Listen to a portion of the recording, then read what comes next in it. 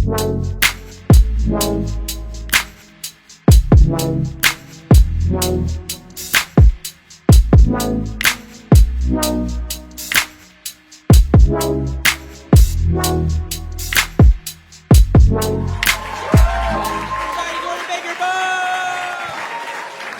what is up, white people and a few minorities? Hey, y'all doing good?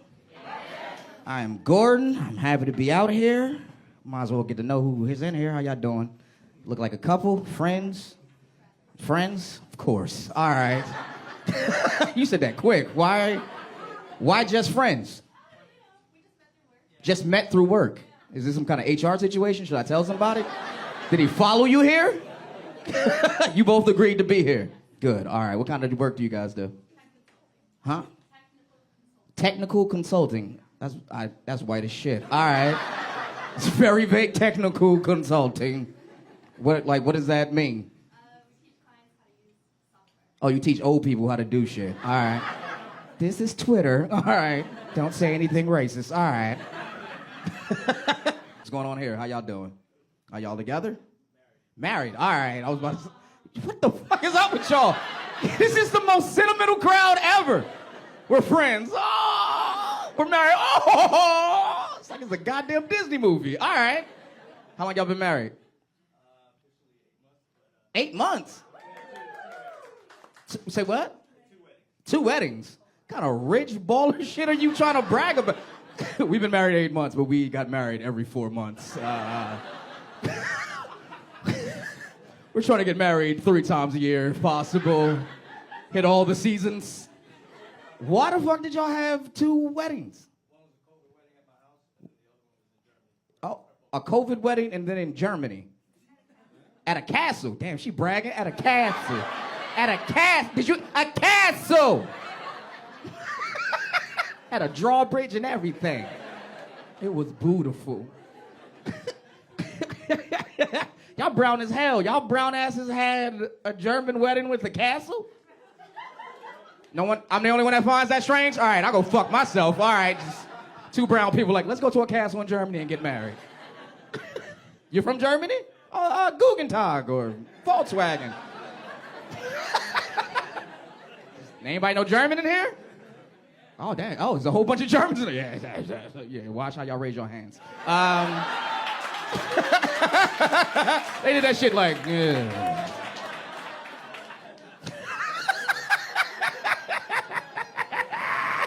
I'm single. Anybody else single? All right, y'all say, y'all reluctant like I'm trying to fuck y'all. Relax. I just got out of a 7-year relationship with a Dominican woman. Yeah, that's a nice way of... Did she stab you just now? Ooh. Dating a Dominican woman for 7 years is a nice way of saying I dated someone with a very big forehead for 7 years. Muy big cabeza. I made her feel cute about her forehead. I used to call it my backboard for kisses. I used to say that. I'm on Bumble, Tinder, and Hinge. Anybody else? 3 people. That's it? It's got 1 billion downloads. It's only me and 3 other people? Fuck y'all. All right. I like to tell white people this. White people, please tell your black and brown friends about Bumble, Tinder, and Hinge. Because I swear to God, I am the only nigga on these apps. I am swiping through white women like I'm walking through a blizzard, okay? I'm like, hello, is anyone brown out there? Shaniqua, yell out.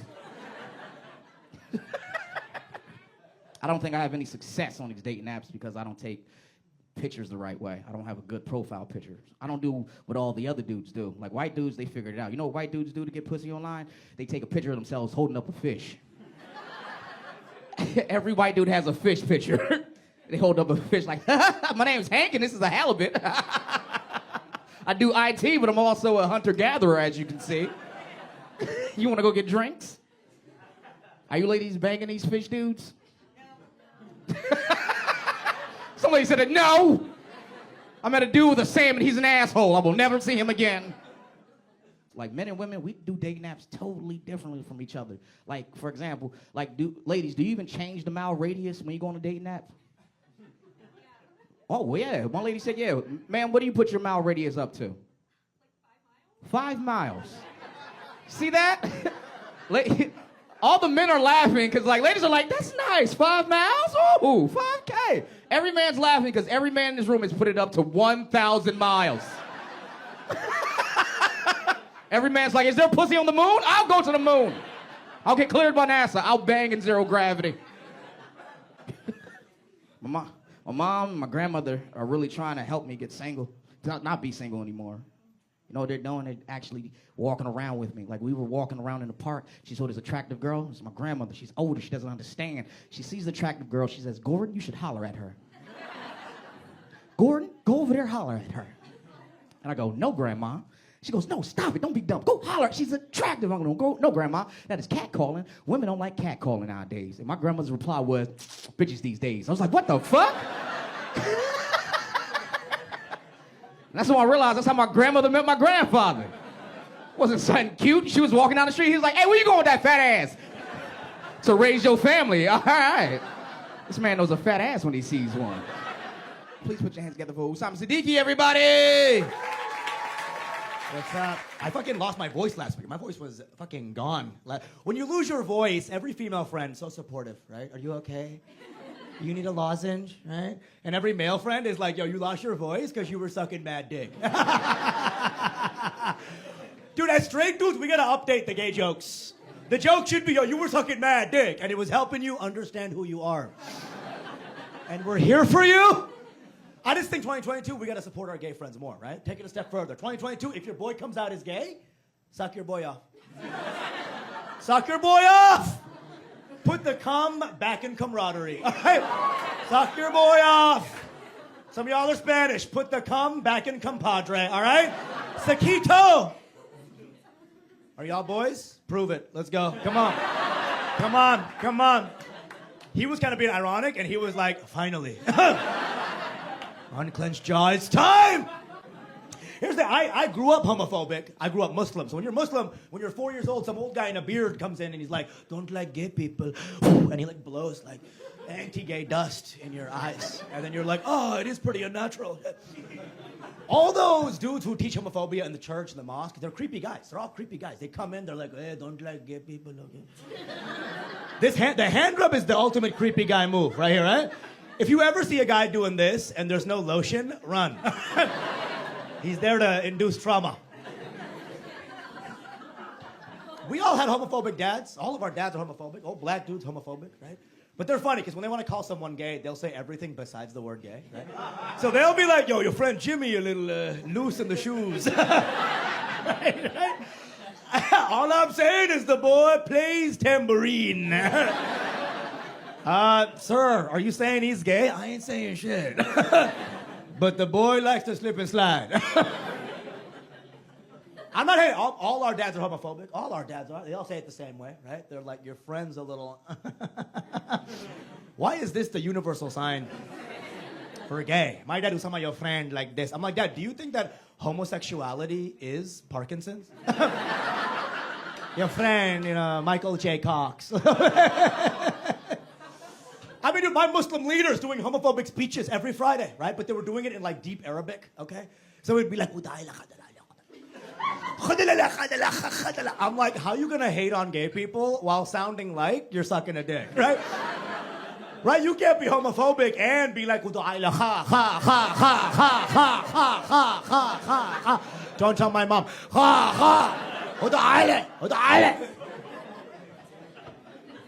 And I love my dad, I love my mom, Immigrant ass mom. Intense. Intense, right? White moms, I wish I had a white mom growing up. White mom chores were cute, right? Hunter, take out the trash. Right? And then Hunter's like, Mom, you're a bitch. Right? Hunter, please. Fine, whore, I'll do it. But know that you're a slut, Mom. White mom chores were cute. Immigrant mom chores were like, hey, go fix my business. I'm like, okay, I guess I'll put on my work diapers. You know what I'm saying? Immigrant moms never say I love you. One time I texted my mom, I love you. Her response, sounds good. You feel that, right? One time my brother texted her I love you. She wrote back, LOL. Okay. It's a joke. Who has a mom that can aim the FaceTime correctly? when they FaceTime. Zero, right? They got no idea what's going on. They have no concept. My mom's like, hello, plop, right? Right here. Hold on. Mom, it's FaceTime, not left tit time. Right? Having a full conversation with her fucking breast, right? And half of me is like disgusted, and half of me is like, yo, it's been a while. You know what I'm saying? Yo, spring break 91, you know what I'm saying? Like, listen, I'm just like, my mom an old school bitch, you know. Still beats me to this day, still beats me. Clap it up if your parents whooped your ass growing up. Yeah, okay. Minorities clapping, white people, you mean like timeouts? I mean, I was in my room a lot, does that count? Okay, your mom whooped your ass, but like my mom whooped my spirit. My mom whooped me every day. I was actually born white, like y'all. All this is just bruises. But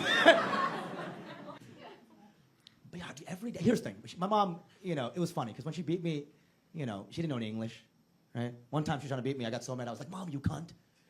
Swear to God, she was like, don't tell me what I can't do.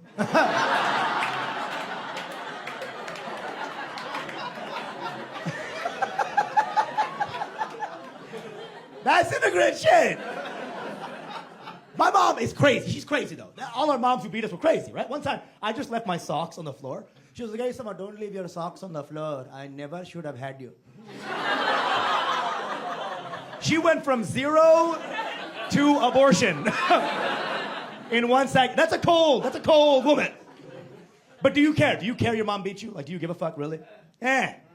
My mom would whoop me and then feed me Indian food afterwards. Y'all know Indian food is so good, it kind of undoes child abuse, right? My mom would hit me, I'd be like, yo, fuck you, Mom. Have one bite of her chicken curry, be like, you know what, she never should have had me. I get it. That's why I feel bad for white people who got beat, because your cuisine also sucks. Right? Can you imagine getting hit by your dad and having green bean casserole? Like, one bite of green bean casserole, you're like, Dad, just molest me again. Right? Like,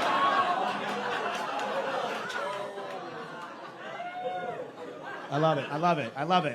90% of y'all laughing, 10% having flashbacks. I see how right now. It's a lot. I love my dad, too. I don't hate my dad. My dad's beautiful, immigrant guy, you know, full of shit, right? How much money he didn't have in his pocket story when he came to this country. Bullshit, right? When I come to this country, only $5 in the pocket. I'm like, how did you leave the airport?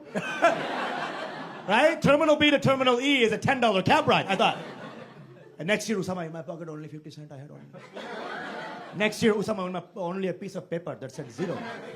Then the bullshit continues, and I sell that piece of paper, and I start my own business. Full of shit. It's full of shit. And as the money gets smaller, the craziness of their school commute gets wild, right? One day, madam, Usama, every day I run 18 miles to school. Every day I swim across a pond. 2 of my friends one time die in the pond. I pull out their car case, I bury it before school. I'm like, Grandma, is this true? She's like, he was homeschooled. Don't listen to him. He's a little, you know, like, he's a little light in the sandal, you know? I love my dad. He's a conservative guy, you know? If we're watching TV and there's a sex scene, he'd change the channel, right? Aladdin, Jasmine going in, he's like, oh, shit, fuck, you know? Beauty and the Beast coming in, oh, no, which I get, Beauty and the Beast, that's some weird shit, right? Because as a society, we were all like, yo, fucking our dog is wrong. And then Disney was like, what if he was wearing a tuxedo? Huh? Woof woof, huh? I'm just kidding, y'all are a great crowd. Last show I did was not good. It was all fucking Brits, all British people. Dude, what is it with us when we meet a British person? Why is it so hard for us not to mimic their accent? Right? Every time they're like, hello. And we're like, don't do it. Do not, hello! How are you? And no matter how nice they sound, we reply with Peaky Blinders on meth, right? They come in Downton Abbey. How you doing? We're like, how am I doing, innit? Doing all right, innit? All of our British accents are that guy with the lantern who's like, I'll take you across the river. That's all of our British accents. And it's offensive, bro. It's offensive, right? Because when he says hi to me and I go, hello, that's like if I said hi to him and he was like, ding, ding, ding, ding, ding, ding. Right? But I'm allowed to do it because they pillaged us for 200 years, right? So I fucking get the accent, right? One British guy was like, yeah, so we're even, right? I'm like, even? Oh, you mento? Oh, you mento? Even? There was no Indian man in 1850 seeing his house burned down, being like, can't wait to say cheerio. You know? It is funny how we're allowed to shit in all the white subcultures in America, right? Like British, haha, right? Irish, fucking LOL. Right? Australians, we have no respect for Australians. One time an Australian guy said hi to me, I just replied, kangaroo. That's it. He was like, hi. I'm like, kangaroo, dude.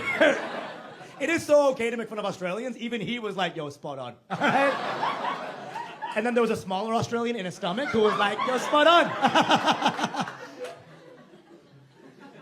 So you can do all the white accents, have a good time. Everyone do the white accents. Do Welsh. Do fucking, Northumbria with a fuck. Who gives a fuck? Can we do Asian accent? Can he do Asian accent? Maybe once. Can the white guy do Asian accent? Not even. Don't even say the word Chinese, really, right?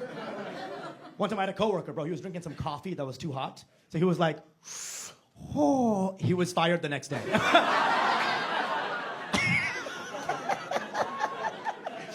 The CEO was like, me so appalled, okay? We here at Best Buy do not love you long time. Get out of here! I'm a hater. You listen, I don't think Americans are even good at accents. We're not even good. We'll take Denmark's, like Sweden, Norway. It's all like, oh yeah, of course, yeah. Amazing. It all becomes gay German somehow, right? Oh, so cool. Oh yeah. Oh shit. I do think brown people were coming up. You know, people do want to fuck us now. Everyone besides you, but around you, there's a lot. I'm kidding. You're great. Here's the thing. I think the problem with brown sex symbols is that the names are too white sounding, right? Like Dev, Zane. Won't be any real progress until the hot white cheerleaders, like, you know who I want to fuck? Divakannakunnakati. I just want to go behind the bleachers and suck off Bala Subramanian. That's progress. Now we're getting somewhere, right? You forget, we didn't have anybody growing up in Hollywood. Nobody. I remember 20 years ago, my friend was like, hey, who was your favorite Indian actor in Hollywood? I was like, Antonio Banderas. That's all we had. Y'all keep condoms in your wallet still? Yeah? No. Your voice does. For sure, dude. No. Here's the thing. I'm a condom and wallet guy. Listen, it's convenience. It's convenience, dude. My girl's like, no, it's creepy. And I'm like, where else you want us to put it? Wouldn't it be creepier if we were naked and you were like, where's your condom? And I was like, 1 second, okay? Ah! Creepier, right? Even creepier, no wrapper, just the condom comes out, right? There's new shit on the market, not just condoms now. There's a new male birth control pill coming out. You don't know about this? FDA approved. Wait, hold on. Clap it up if you're a dude and you're gonna take the male birth control pill. Okay. Like 2 fake male allies. These are the kind of guys who are like, babe, my favorite movie is Love Actually. No, I promise. I'll take the pill. I'll take the pill, okay? I am scared. I'm terrified. I've never heard a woman go, yeah, I changed birth controls and it was a smooth transition. Ever. It's always like, yeah, I was on Yaz and I switched to ortho tricycline and now I have a unibrow. And then I switched to Nordet, and I strangled my grandma. Okay. Mood swings. I'll do copper IUD. Put the copper IUD up my butt, whatever y'all do. Spin the fucker. There's a true story. I was with a girl once putting a condom on. She was like, don't worry, I have a copper IUD. I put it in 20 years ago. And I'm like, if I fucked you raw, the STD I'd get would be tetanus. 20-year-old copper IUD, bro, what does that even look like? You know when you have a handful of pennies, there's always that one green one? I mean, she has a Statue of Liberty in her pussy right now. This Mormon section needs to grow up. What? I think we gotta change some of the terms too. Some of the sex terms gotta change, right? Some of the dudes who are like, I got a raging boner. You ever hear that? I got a raging boner. It's like, dude, leave the room, right? Right? Dude sex terms are too aggressive, right? Female sex terms, way more cute, right? It's like, I'm wet, hee hee. Right? Right? It's cute. It's never like, yo, my pussy's on some hydraulics right now. Oh my God! It's like Hurricane Katrina down here, Jesus Christ. Somebody call FEMA. Dude, sex terms are aggressive, right? Even jacking off is too intense. Can we get some softer jack-off terms? I want to be like, yo, I got home last night and just started watering my plants. And yeah, it was a good harvest, okay? You ever have a dude friend who's like, I don't jack off anymore, bro, I'm done. That was me. I'm like, I'm done. It's unhealthy. I'm done jacking off. 2 days, no jacking off. I was like, should I kill animals? Bro, 4 days, no jacking off. I was like, if I sneeze, I'm gonna come. And then some old lady's gonna hear me sneeze, be like, bless you. I'm gonna be like, you have no idea. What do y'all do more, Instagram or TikTok? Yeah? That old guy's like, LinkedIn. Fucking get a job, all right? Here's the thing, Instagram, TikTok, they're different apps, right? Instagram, the comments are more like, hey man, keep working hard, keep hustling, right? TikTok comments, bro, are like, yo, I'm 12 years old, and like, I wish you were dead. Why are kids so mean on that app? Worst comment I ever got. Bro, I put a video of me doing stand-up. This kid just wrote, terrorist, but also annoying.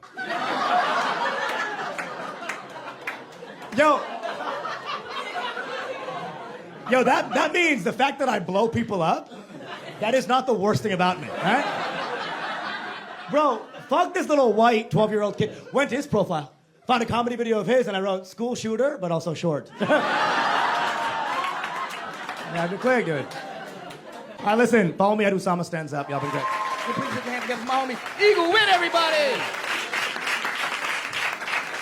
Nice. Packed out on a weekday. This is nice. I love stand-up. There's a little shit I don't like about stand-up. You know what I don't like? I don't like that people use it as a first date. Don't use my shit as a first date. It feels like a bitch move on the dude's part, you know? It's like you take a girl to a show where you can't talk for 2 hours, I make her laugh, and then you fuck? It's like, can I put a finger in? Like, I feel cheated, you know? I usually fuck with first dates. I was messing with one time. They were sitting in the front, and I asked the girl, I was like, yo, have you kissed him yet? And she said no, and for whatever reason, the crowd got, like, super hyped, right? Like, on some, like, Jerry Springer shit. Like, she was like, no, and the crowd was like, kiss, kiss, kiss. And I ain't gonna lie, like, it hyped me up. Like, I was like, yeah, you hear him? Y'all gotta kiss. And then they did. Yeah. And then for the rest of the show, the dude was just looking at me like, say fuck, say fuck, say fuck. It's weird. Dudes use comedy shows like an aphrodisiac, for real. It's strange. It's predatory behavior, for real. Niggas be like, she ain't gonna let me hit till she giggle. Like, what? I see a lot of friend zone dudes at comedy shows. That's big, for real. Like, it'd be a pair sitting in the front, and I'll ask the girl, I'll be like, is that your boyfriend? And she's like, he's my friend. And then he's like, yeah, I'm her friend. Y'all think a dude could be friends with a girl, for real? Or if a dude's friends with a girl, he's just trying to fuck? Look, divided the room immediately. I wouldn't say we're all trying to fuck. I'd say we all would. But there's a difference, you know what I mean? Like, I have a girl best friend. I've been best friends with her for over 15 years. That's my nigga. That's my bro. I don't even look at her like that. Yeah. Not once have I tried to fuck, miss. But... You know what I mean? Like, if we were hanging out and she was like, Eagle, I'll give you some head, but we can't be friends anymore. I'd be like, well, we had a good run. Every friendship has its day, right?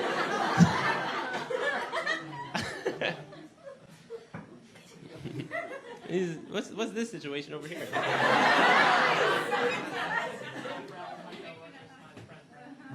This is your coworker. Oh, okay.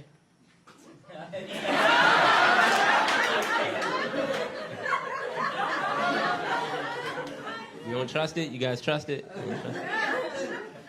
This your lady right here, bro? Yeah. How long y'all been together? Married for like a little over a year. Man. This lonely ass crowd.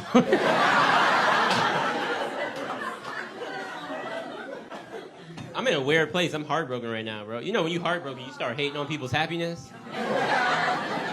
Like you see a couple kissing you, like I hope y'all both got mouth herpes.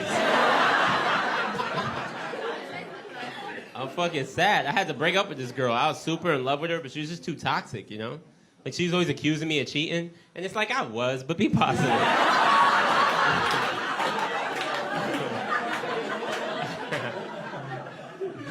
That's a joke. That's a joke. A true joke. A very true joke. It's an old joke, though. You know what the update is? The update is I'm in a new relationship, and my girl is bi. Anybody in this room got a bisexual girlfriend? No? There's one dude right here in the corner. Bro, y'all have threesomes? No, you don't. No, you don't. Because that's not real, nigga. That is not what the fuck it is. We are believers, men. That's what we are. We are positive people, right? Right? Ladies, I don't know if y'all know that. We're the most positive people on earth, men. Every night we walk out, we're like, everything's going to happen. It's going to be great. And then nothing happens. We're like, tomorrow, another day. We fucking believe. We are positive fucking people. My girl is bi. She is gorgeous, highly attractive. Best looking person I've ever seen. And I'd like to think I'm attractive. In the first date, she was like, I'm bi. And I was like, we about to fuck the world. I was pointing at people in the restaurant, you gonna get it, you gonna get it, you gonna get it. And that's not the case. That's not what's happening at all. All having a bisexual girlfriend does, you just worry about double the people. For real. Because we're in an open relationship. I cannot do monogamy. And so we're non-monogamous. And she told me from jump, she was like, listen, I don't have to do monogamy, but just so you know, if we don't do monogamy, that means I'm also going to be fucking girls. And I ain't going to lie, at first I very much responded like a dude. Like I was like, I don't care, they don't got no real dick. Fuck them, you're just going to come back home to daddy. All right? I was feeling good. And then I fell in love with her, and I was like, why has this bitch got so many friends? Because women, y'all are different with y'all friends than us. Y'all hang out real weird. Y'all do suspect shit that we don't do. You know what I mean? You know you hang out different. Like, I was on FaceTime with my girl, and her friend ran through the background butt-ass naked. And I was like, ew! And she was like, what, babe? That's just how girls hang out.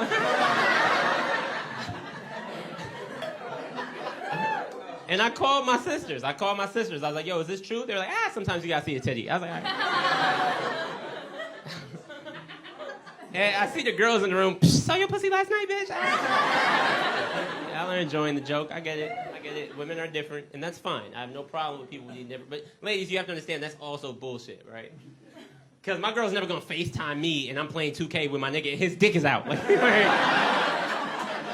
babe? How niggas hang out?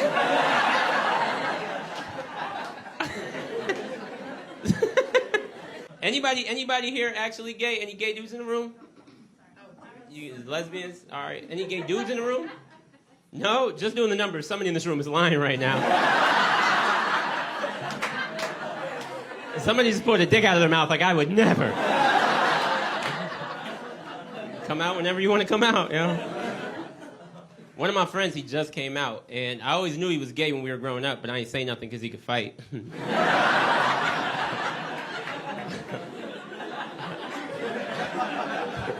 I wanted to say something. He was just too gangster, you know what I mean? Like, all my friends were tough, but he was the toughest one. And it was weird, because I tried to talk to them about it. Like, I'd be like, yo, you think Xavier? They'd be like, man, you gonna say something? I was like, nah, you're right. He was too gangster. It was weird, because, you know, he was gangster and flamboyant, which is like a strange mix. You know what I mean? Like, he'd beat somebody up, and then he'd be like, girl, let's go get some pussy. Like, I don't think that's what he wants. When he came out, I called him to check on him. I was like, hey, man, how you holding up? He's like, honestly, you guys are the best friends I could ask for. Yeah. He's like, you're showing me so much love and support. I can't wait for y'all to meet my boyfriend. I was like, that's beautiful. I was like, just so you know, I always knew you were gay. And he was like, what? And I was like, nothing, I'm so sorry. He's like, nah, you said you always knew I was gay. I was like, you were different. He's like, well, I wasn't gay. I was like, so what happened? He's like, I just met somebody and fell in love.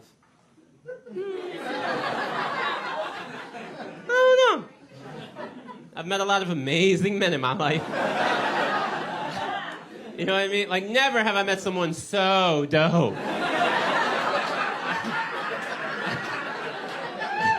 Never have I been to the bar like, wait, you like the Knicks too? Oh! I just don't think that's how it works. I don't know. For real. Like, I don't like white protesters. I don't like them.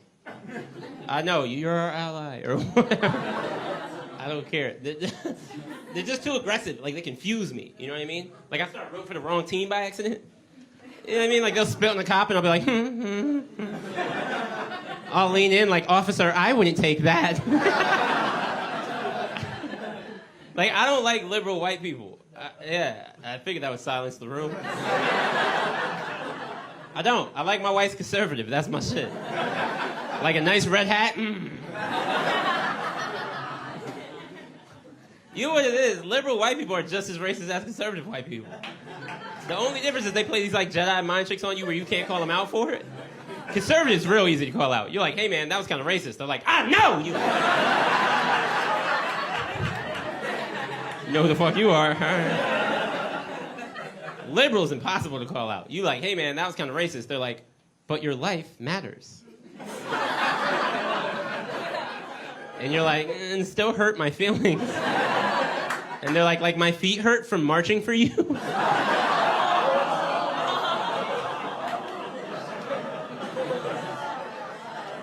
I'm enjoying watching the black people laugh at this. While all the white people go, oh no.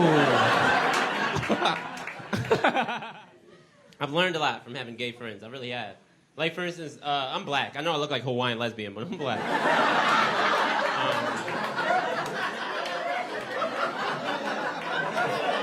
Fuck you guys for laughing that hard at that. It was very much like a throwaway, but all right. I thought we were friends. All right. I am. I'm black. And when you black, sometimes white people say racist shit to you, and you call them out on it, and what's the go-to? They're like, buddy, I can't be racist. I've got black friends. Right? And you're like, fuck you. Right? But now I've got gay friends, and touche, white people. It's a solid fucking argument, huh? Sorry for ever doubting you. The real reason. This is the real reason I don't like liberal white people, and this is gonna be the hardest reason to say to your smiling white faces. Okay, here we go.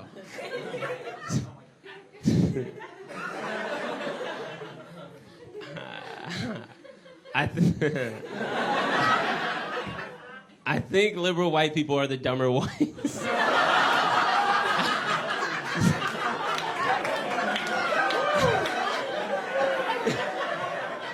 I'm not saying worse, okay? I'm not saying worse, okay? Conservative white people are definitely worse people, for sure. But just because you're a bad person doesn't mean you're dumb. They have their smart moments. They're kind of smart. Liberal white people, great human beings. Huge hearts. Huge. Huge hearts. Tiny brains. They just keep doing things they think are super progressive, but it really just sets everybody back like 50 years. Like, for instance, stop calling us people of color. You're just calling us colored again.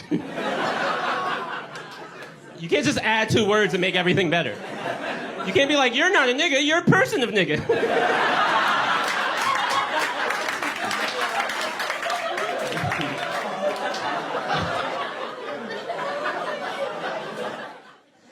How are you guys doing? You know what I was thinking about? That's fake. Like our response. You guys ever realize that we all just always say good when somebody asks how we doing? It's like an autopilot thing, right? You ever have somebody ask how you're doing, you give them the auto response, and then they ask again but care? You know what I mean? Like they're like, how you doing? You're like, I'm good, I'm chilling. No, how are you? And you like, I don't know, man. I've been going through. We're not ready. We're not ready to be cared about, nigga. It's a lot.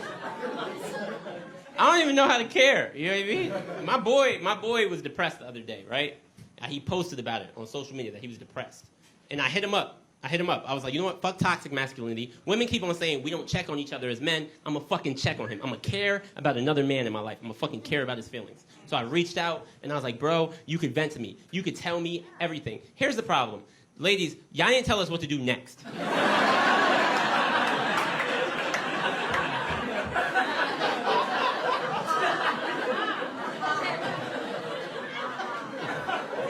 Because I hit the nigga up. I hit him up. I was like, yo, bro, I care about you. I don't want you to do nothing crazy, man. You can talk to me. And he opened up. He was vulnerable. And I was excited. I was like, oh, shit, it's working. And he was like, da-da-da-da, da-da-da-da, da-da-da, just pouring his heart out. And I was like, yo, that shit's crazy. Like,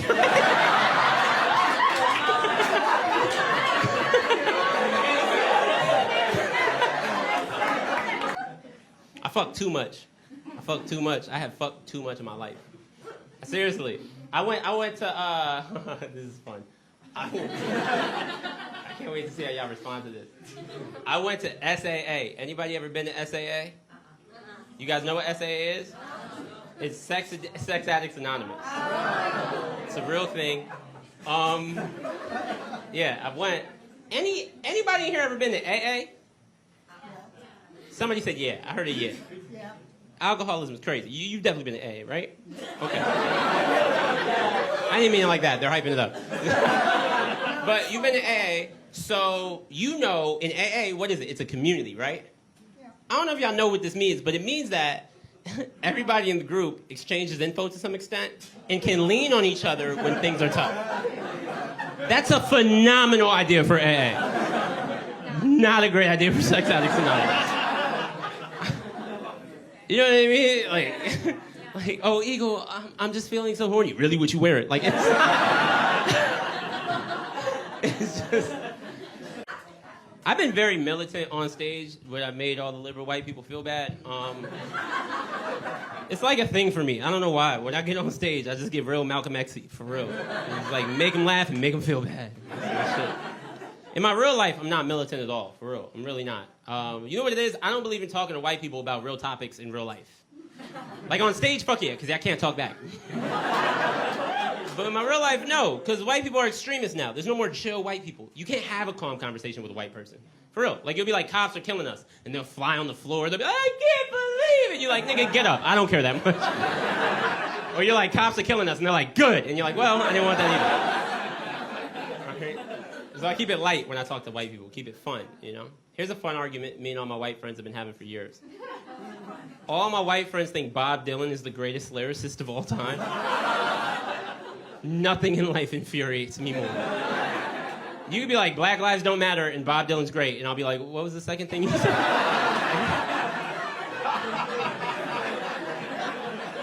It upsets me so much.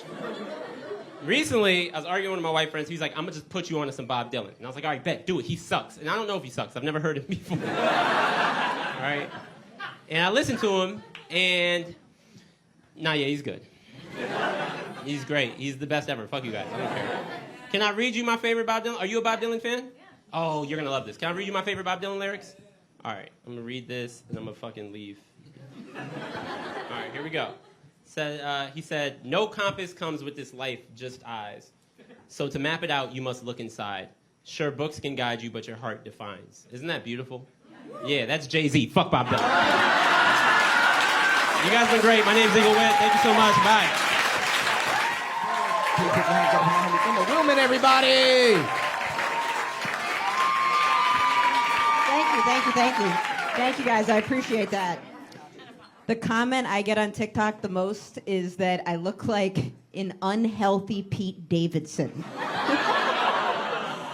Every time it says unhealthy, they specify that. I'm like, just say Pete Davidson, you know? Like, it's not like he's the beacon of health and wellness, but I'll take it. Wherever I go, people ask me my pronouns, which is fair. I look like pronouns. I get it. It's okay. It's okay. And pronouns are very important, but they're not important to me personally. Like, the only time I care about pronouns is if I'm having sex with my girlfriend. I like it when she uses male pronouns on me, but that feels like a bit of an overshare for someone I just met at a baby shower. You know what I mean? I went to a baby shower the other day. I got sat next to this woman. She was like, hi, I'm Kelly, she, her. And I was like, oh, hey, Kelly, I'm Emma. I don't really care. I guess unless I'm having sex with my girlfriend, then I care. Wait, where are you going, Kelly? My friend was like, what'd you say to my cousin, Emma? I'm like, she started it. She started it. My girlfriend is Puerto Rican. Any Puerto Ricans? Okay. Okay. All right. So I want to support that, right? So this is what I've been trying to do.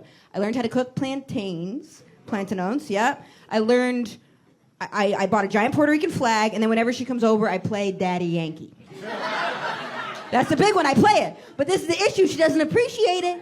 The other day, she comes over, I'm playing Daddy Yankee, cooking plantains, waving a little Puerto Rican flag. I'm doing all these things at once, trying so hard. She walks in, looks at me, and goes, okay, Emma, first of all, I'm Mexican, okay? Like, fucking white people! I don't know if any of you guys are in interracial relationships, but when she gets mad at me, she hides my sunscreen.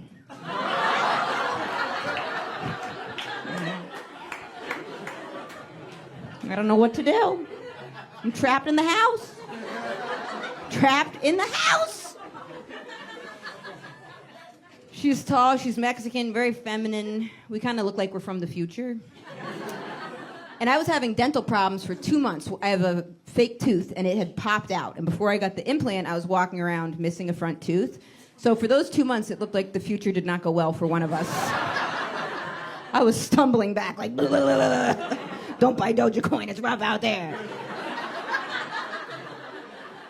My tooth, when it popped out, the timing was perfect because people would ask me what happened and I could just go, oh, it was the vaccine. Yeah, it got me. The needle hit my arm and it just popped out. When my girlfriend and I go out to eat and they clock us as gay and interracial, sometimes they get too supportive. I can see them just stressing because they're like, shit, this Yelp review could take us down. We were at a place the other day, and we were there an hour early, and before I could say to the guy, like, hey, dude, we're an hour early, don't even worry about it, he just starts getting wound up. He's like, oh, yeah, woo, yes, this is so great, I love to see it, I do, yes, technically we're full, but, don't worry about it, we'll go find some straight white people, we'll kill them, get in here, yeah, come on, yeah. I quit smoking cigarettes a while ago, and you know what I realized?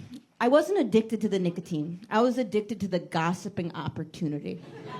I love taking a moment in my day to smoke a cigarette with someone else and then talk about other people. You're already doing a toxic thing, so it's more likely you'll have a toxic conversation. I didn't even have to like the person I was smoking with. I would have talked shit about other people. I probably would have smoked a cigarette with Sarah Palin. 2 puffs in, I would have been like, Hillary is a bitch, you're right, yeah. She's a bitch, I can see it. The more unhealthy the activity, the quicker the friendship bond is formed too. Like, it's a sad truth of it. The quicker it'll go away, but the quicker it's formed, like cocaine. You'll go into the bathroom with a serial killer like, we gotta start a business. Yeah, me and you do. T-shirts are gonna be big. What is it about coke that makes people so entrepreneurial? What is it? Did you know they updated the terminology from ADD to ADHD? Yeah. Did you know that? You did, okay, because usually people in the community don't know, but it feels like people outside of the community did know that. Like, I had no idea they updated that terminology, and then my sister called and told me a couple weeks ago. She was like, there's no more ADD, it's all ADHD. And I was like, how was I supposed to know that? And then she goes, I don't know, Emma, pay attention. I was like, ooh, cold. Why would they change the name of something that represents a group of people that has a hard time following along? Why would they do that? I got all turbed up about it, like, I'm gonna get to the bottom of this. Went online, probably 2 minutes in, I was looking at a lasagna recipe, like, yeah. Huh. My sister was like, what'd you find? I'm like, you can put ricotta cheese. When I was diagnosed with ADD, they were diagnosing any kid with a behavioral problem as ADD. Like, there was this kid in my class, and at recess, he would hump trees. And based on that alone, the teachers were like, ADD. That's what that is, ADD. And I remember watching him hump a tree and being like, yeah, and something else, right? Let's dig a little deeper, you know.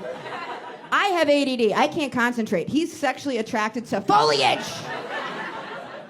I was in special ed, but my elementary school was so small, I was the only one in special ed. So they didn't call it special ed, they called it Emma's room. I was cocky about it too. I'm like, time to go to my room. I got to high school, they're like, Emma, you're gonna be put in something called special ed. And I was like, well, why is it named after Ed? Like, why does he get everything? Why isn't it just Ed's room? Like, what about that I'm in there now too? And they're like, stop right there, but we're just gonna tell you, you're going to the right place, okay? Like, you're meant to be here. Fine. It's nice you guys came to a comedy show. Whenever I get to pick the entertainment, I just wanna watch Law and Order Special Victims Unit. I'm obsessed with that show, and I feel like the more conscious I get of how convoluted and screwed up the justice system is, the more I watch Law & Order Special Victims Unit to fantasize that it can be simple. Right and wrong. Dun dun. But I do think it's weird they call it Special Victims Unit, because aren't all victims special? Like, could you imagine being the victim of a stabbing, and you go in to report it at Special Victims Unit, and they're like, wrong unit. This is for special victims? It looks like you just got stabbed. And you're like, well, I was stabbed by my uncle. And they're like, all right, was it with his dick? No, down the hall. Get out of here, get out. No semen, no service. You're not getting in.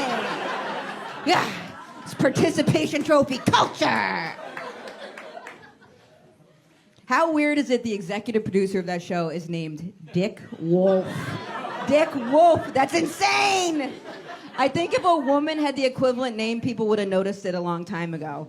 It'd been like, we're getting trolled. Could you imagine if they were like, from executive producer, Vulva Fox? You'd be like, yeah, that feels weird. Feels weird. Okay, I can't look at you guys when I say this next thing. It's too much. Over the pandemic, I became one of those people who comments on porn videos. It's too much! Yeah. If you're ever wondering, who comments on these videos? I comments. Before my girlfriend knew I was in the porn commenting community, she was like, can you believe some people actually think real people comment on these videos? Obviously, it's all robots just trying to get people to go over to their page. And I was staring out the window of an Uber like, it's not all robots. Just a hunch. Maybe some people quit smoking and they're trying to meet like-minded individuals. We don't know. I comment on the video if the title of the video doesn't match up with the content of the video. It's where I draw the line as a human being. I was watching one the other day. It was titled, Verbal Wife Gets Banged Out by Neighbor. But she said nothing, so I had to say something. You know what I mean? Not on my watch. Took it to the comments. I was like, hey guys, it's clickbait. Repeat clickbait. If you need a verbal woman, go over to Alabama Housewife on the next page. Boom. She's a star. I thought this was all for nothing, and then this guy commented on my comment. I was walking into therapy. Woo. Was it you? I was walking into therapy. I got this alert on my phone. Bing, bing. I check it. I told my therapist right away. I was like, hold on, Kim. This is critical. He commented. He goes, thank you so much. It was my anniversary with my wife. I had 10 minutes to come and get ready for dinner. And if it wasn't for you, I would have wasted time on this video. But because of you, I went over to Alabama Housewife. I came quickly. You saved my anniversary. He said that. Thanks. I appreciate that. Thank you very much. Thanks. I really appreciate that. Thank you. Almost on cue, my therapist was like, Emma, do you ever do anything for other people? And I was like, you have no idea. Okay. I'm out here every day commenting, patrolling, putting work into it. My mom gave me comedy advice the other day. She was like, you need to talk about something that's universal and relatable to everybody, something that transcends race and class and gender and will bring Americans together around a unifying topic. And I was like, sure, what do you think? And she goes, how about the fact that your father is an asshole? Something like that. Everybody knows an asshole. I've been dog sitting for my mom for the past 5 days, and I thought it would be fine, except I'm not allowed to have a dog in my building. So I made a fake service animal certificate. It's only 5 days. I thought, what could go wrong? The issue is the dog isn't trained, so a lot has gone wrong. A lot. I said it like a true non-dog owner, like, what could go wrong? Everything went wrong.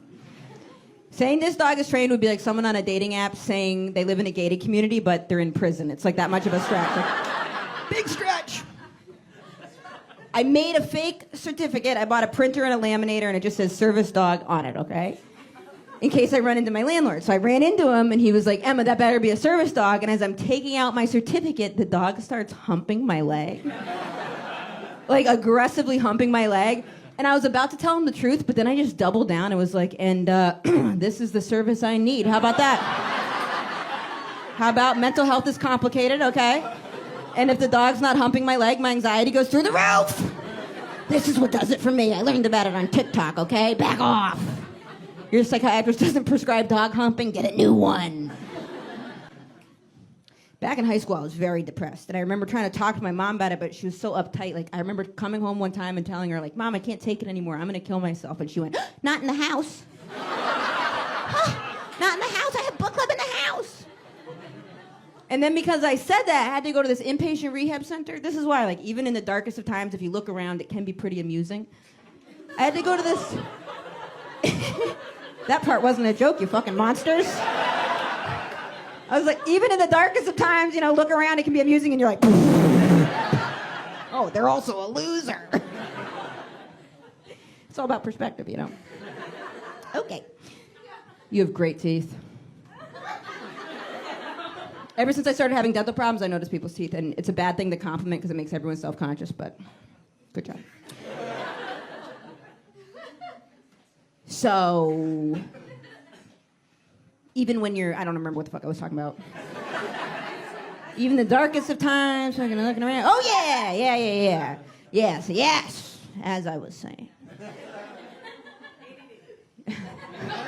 But I wasn't talking about ADD. Now you're just yelling out things I have. You're like, depression and anxiety, potentially bipolar, addiction. So, threatened to kill myself, even in the darkest of times, yada, yada, yada. I had to go to this inpatient rehab center. I'm in there for threatening to kill myself. I had a roommate there who was in there for threatening to kill somebody else. I was like, who is this lazy admissions person? Just seeing the two of us like, ooh, mutual interest, match them up. They'll be finishing each other's sentences. She had threatened to kill someone, and she had multiple personality disorder, which I wanted to be sensitive to, but I didn't know how. So every night I'd be like, good night, everybody. I don't know. One of you guys snores. I don't know. Which one of you? I miss 90s boy bands, even in sync. I miss them. Boy bands now are too perfect. Every member can sing, every member can dance, they're all cute. I miss the 90s, where it was like one member could sing, one member could dance, one member was cute. And then there were the other two. Who were these other two? Wild cards. We didn't know what was going on. The ages now are all like 17. In the 90s, it was like 17, 18, 53, 12. And you're like, who's that 53-year-old with the kids? Girl groups never had that. Could you imagine if you were watching the Spice Girls? Like, what Spice Girl is that? Is that somebody's aunt or something? She's tracking her steps, I can tell. She's counting steps. She's counting her steps. Who is it? It's Old Spice. That's who it is. Old Spice. Old Spice.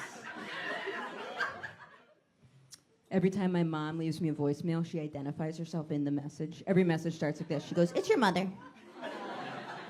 Like I would ever get a message from my own mom and be like, who is this?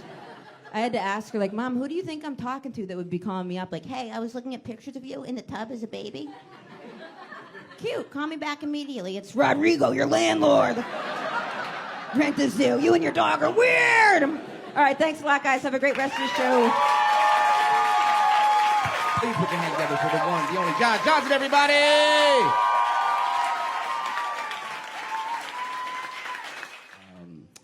Just in case you didn't know, I grew up in Louisiana. No.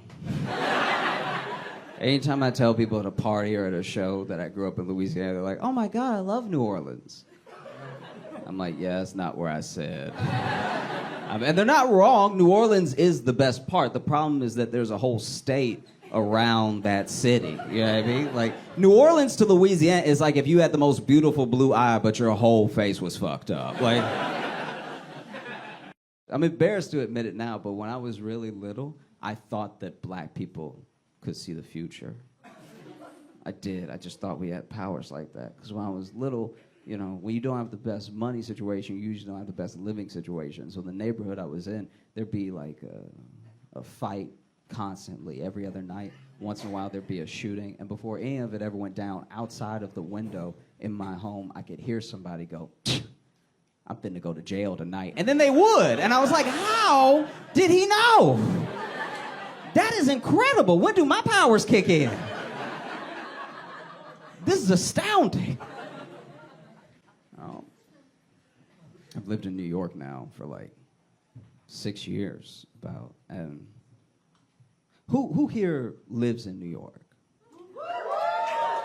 Okay, so, you know, whether you're here and you live here or you're just visiting, I think we can all agree that now New York is too dirty. Like, this is a level that's unprecedented. This is chaos now.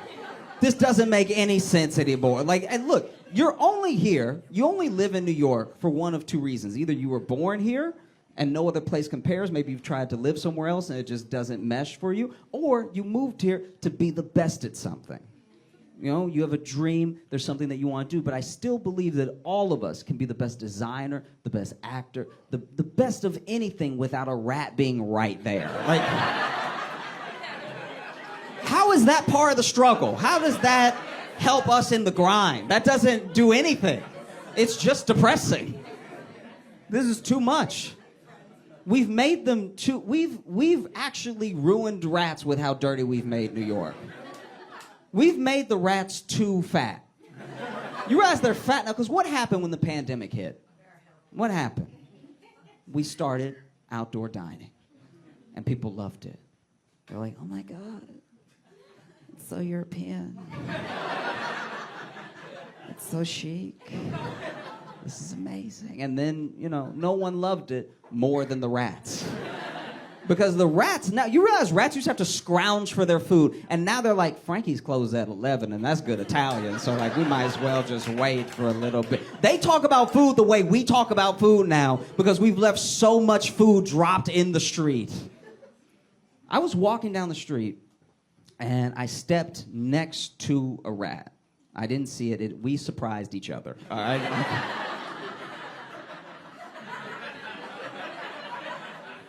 I planted my foot next to the rat, and then when we saw each other, I'm not proud of my reaction, but like, I actually know I'll never be able to protect a woman by how I lifted my leg when I saw the rat, because it was just, the toe was too pointed. Like, what does this do? This doesn't get me further away. I'm just as far away with this as I am with this, but this felt more natural. Like, if it was gonna bite anything, I wanted it to be ass. So I do this and I scream, right? And then the rat sees me and it tries to run and it genuinely can't. The rat got a running start and immediately was like, no, you're gonna have to kill me, because I don't know what I just pulled messing with you. This is too much. We've made New York a little too hard now. Why this hard? Why does the setting have to be on extra hard? Because you can admit it. You can admit it to me. We're family. When you're walking down the street and you see a homeless person screaming at the top of their lungs, isn't it scary that when they're screaming, they're not wrong? That's pretty jarring, isn't it? I was walking down the street, homeless dude screaming at the top of his lungs, but he was like, the bank's rigged everything, and there's poison in some of the food. I'm like, he's making good points. Like,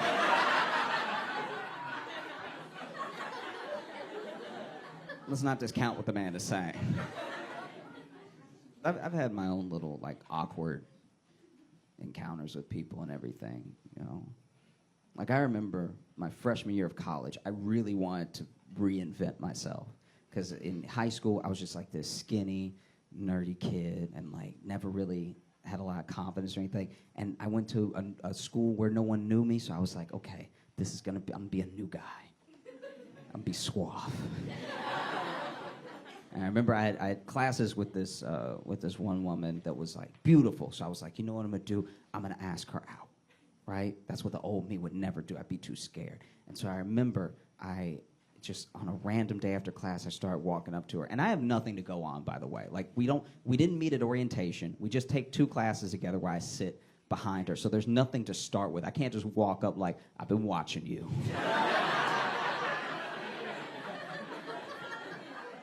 And I like what I see. So then I'm just like, even as I'm walking up to her, I'm like, what am I doing? And I remember I tapped her on the shoulder and she turned around and I went to just start speaking. I just like, it starts coming out. I was like, hey, my name is John. And as I go to speak, I can feel a yawn coming. And that's not good. Like, you're not gonna entice anyone to have a good time with you when you open with a yawn. And so I'm just shoving it down. I'm like clenching and I'm shoving the yawn down as hard as I can. I'm pushing it down and I actually beat the yawn. which is an incredible feeling. When you beat a sneeze, a cough, a yawn when you need to in a social situation, you feel like a god. I was talking shit to my own body. I was like, yeah, that's right, breathing ass bitch. You breathe when I tell you to breathe, old sucking air ass punk. Look at you trying to breathe looking stupid. And so I beat the yawn and I just start talking. I'm like, hey, we have a couple classes together and I don't know what your situation is, but if you would like to do something this week, I'd love to take you out on Saturday. And as I go to say Saturday, I can feel the yawn coming back.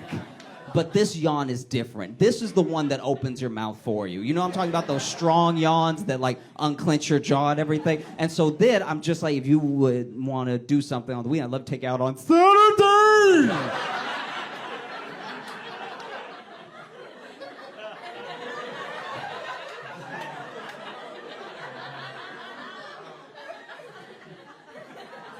And now because I've tried to talk through the yawn and I haven't done much talking, it sounds like how I talk sometimes.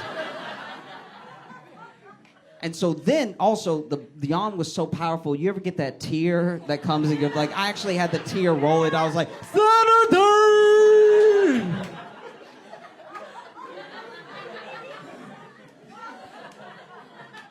And we stared at each other for a second and then I just walked away. I was like, there's no saving it.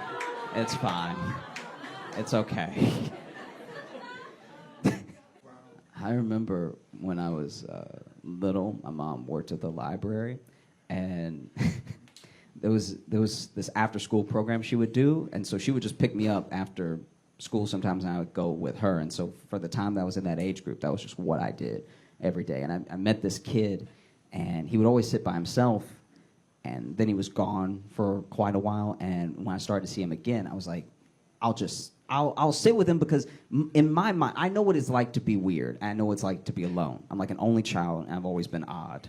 And so, to me, no one should be alone unless they want to be. So I went to sit with him just to let him know if he wanted to talk to someone, I was here. He didn't have to talk to me, but he finally had an option, right? And sometimes something happens to a person where if they're over it, like they're genuinely over it, but you can't imagine yourself being over it, you can't imagine them being over it. Does that make sense what I'm saying? It's why, like, if I tell you my dad passed away, you're like, oh my God, I'm so sorry. I'm so sorry. Because you're imagining what it would be like if your dad passed away. You're putting yourself in my shoes. It's why if I tell you that my great-granddad passed away, you're like, oh, okay. I mean, that sounds like what's supposed to happen. So. Any other facts you want to tell me?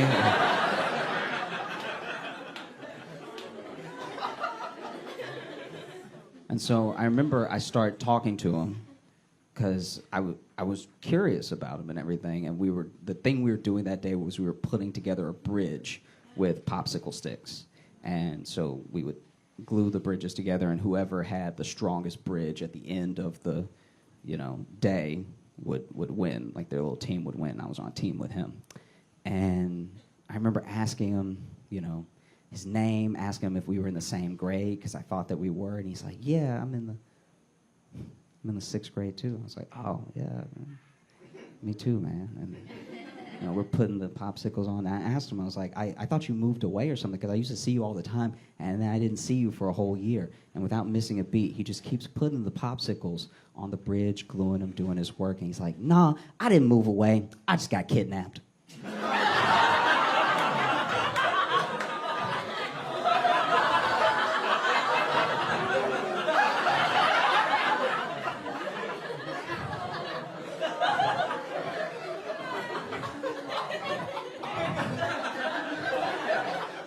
And I was like, what? He's like, oh, you didn't hear me? I got kidnapped. He's like, are you okay? And without missing a beat, he just goes, yeah, I'm back, so it's all good.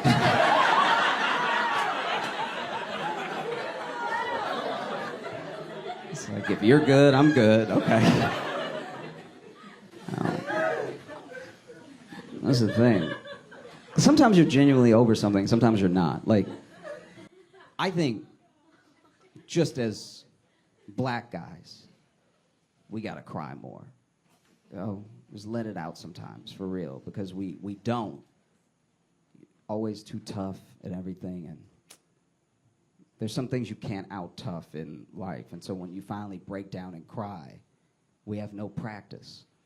So it's the most unrecognizable sound that could come out of a human. That's why nobody rushes to help us. It doesn't sound like crying when we do it. Because let's say something happens, something genuinely happens where no one would blame you for crying. Let's say your dad does pass away, and it's the saddest day of your life, and you don't know how you're going to move on. You don't know what you're going to do about it. But instead of just crying, when it's appropriate, when everyone would understand, when people would have your back, you just shove it down. You try to be strong. At the funeral, you're shaking hands. You shove it down. You're shaking hands. And you're shoving it down. You're pushing it. You're pushing it. And then you're pushing it. And then years later, somebody just asks you how your day is. And you're like,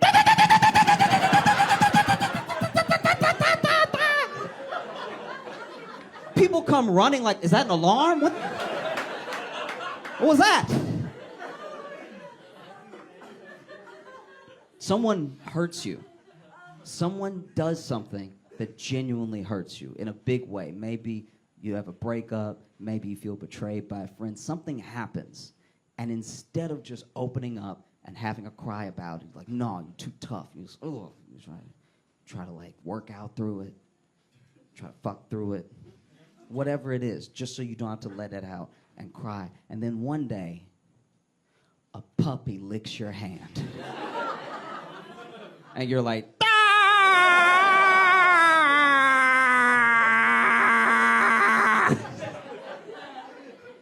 No one even rushes to help you because they're like, so clearly he needs an exorcism because there's something in there. I've never heard that sound before. It's like there were a lot of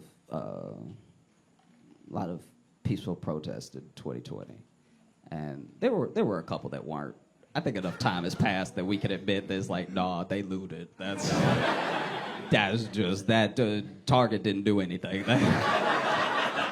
Nah, they want that stuff that was in there. That's all that happened. And this guy that I know, during one of the protests, like some loot broke out.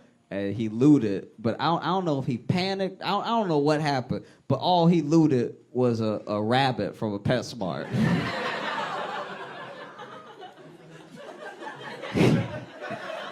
And it's like, what? You almost can't be mad at it. It's a little heartwarming.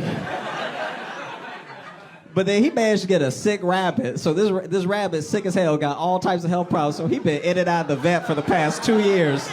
This man looted himself $7,000 into debt.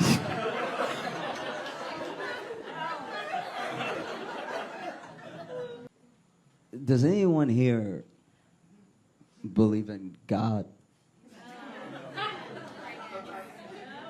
It is kind of weird that it's like a resounding no now. Like I'm always worried about when the masses have an opinion, and it's like clearly when everybody believed in God, things were not going well. Like they were not doing the right thing. But now I'm like, oof, everyone saying no also feels a little off. You know, because this is a big bet. Like if God's real, we're really laying out all the chips. This is funny. I was thinking. I've thought a lot about God in the last 3 years and everything.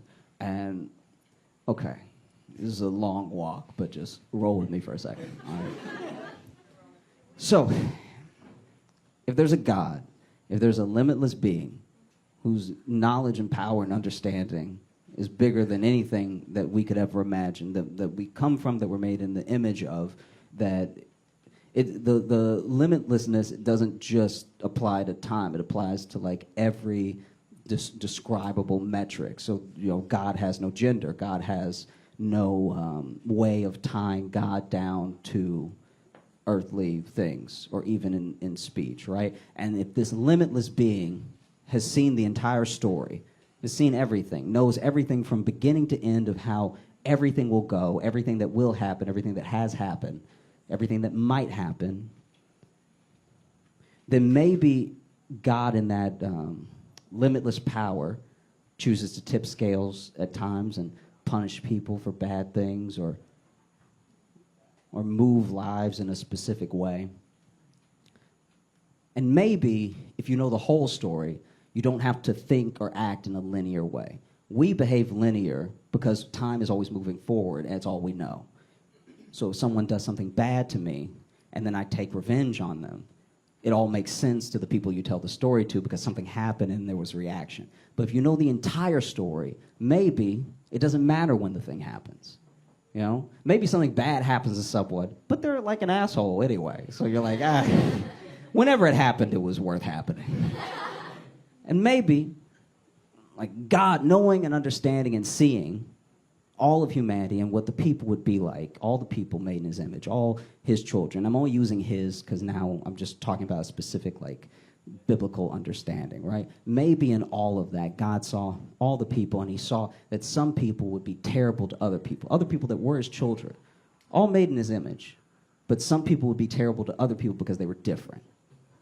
You know? And then in those differences, he looked at the whole of history and thought to himself, okay, I need to do something about this. But rather than working on a linear scale, rather than waiting for a thing to happen to react to a thing, for a thing to happen to react to a thing, maybe God was just like, I'll do it whenever. Maybe I'll go to the beginning. Maybe God saw that there were going to be gay people and how abused and mistreated they would be by other people that claimed to be moving in his name, right? So maybe at the very beginning of time, God said, okay, if this is how humanity works, thinks, if this is how humanity will move, then I'll have to do something about it. And maybe God saw that it would be men, mostly men, who were the most violent, who were the most, combative against these people that were different. And so then at the beginning of time, God decided, fine, if you're going to be like this, I'm going to put the G-spot in the ass.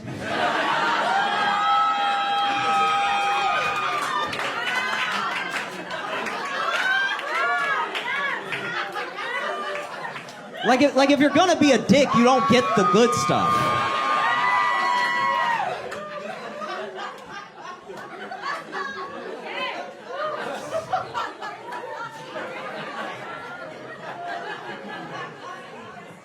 I told you it was a walk. I love talking about this with people because, the whole joke is too long, but while I'm telling it, people are like, is this how a cult starts? You all are so amazing. Thank you so much for coming out.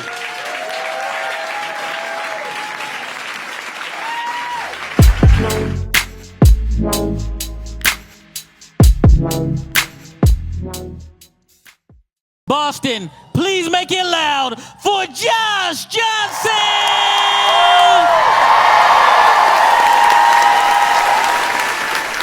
I saw where the lottery, at least at the time that I'm speaking, has worked its way up to $1.8 billion.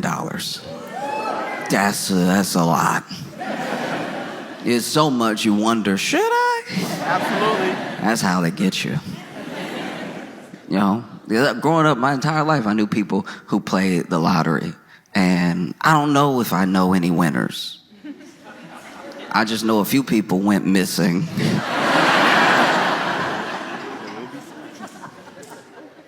And like hard missing too, not even a funeral. Like, I don't know, $1.8 billion.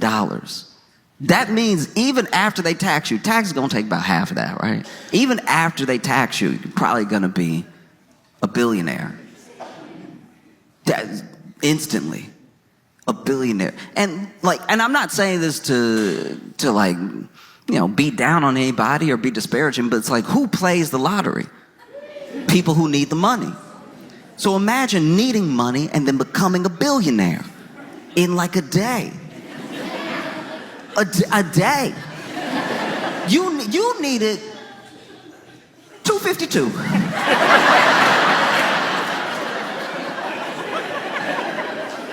You had rent and a car note, and now you're a billionaire. A billionaire. You gotta capitalize the B. It's $1 billion.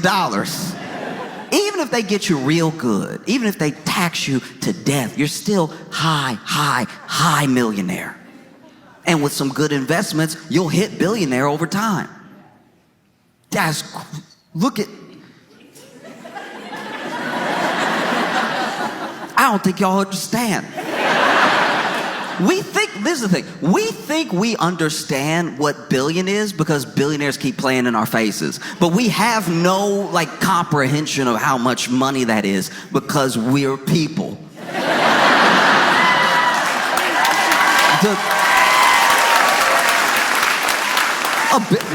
Forget multiple, a billion.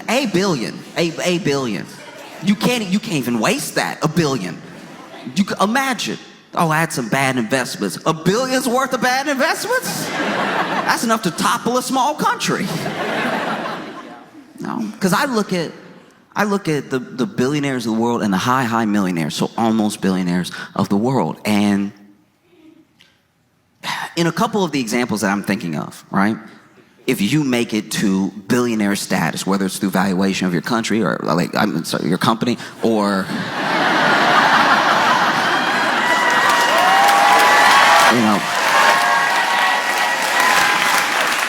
whether it's through valuation of your company or just general assets and everything over time, if you hit that billion status and you didn't grow up with a ton of money, like if you're already a billionaire, it almost doesn't count. You'll see billionaires, they're the sons of billionaires, and they'll be like, I made my own thing. It's like, you didn't though.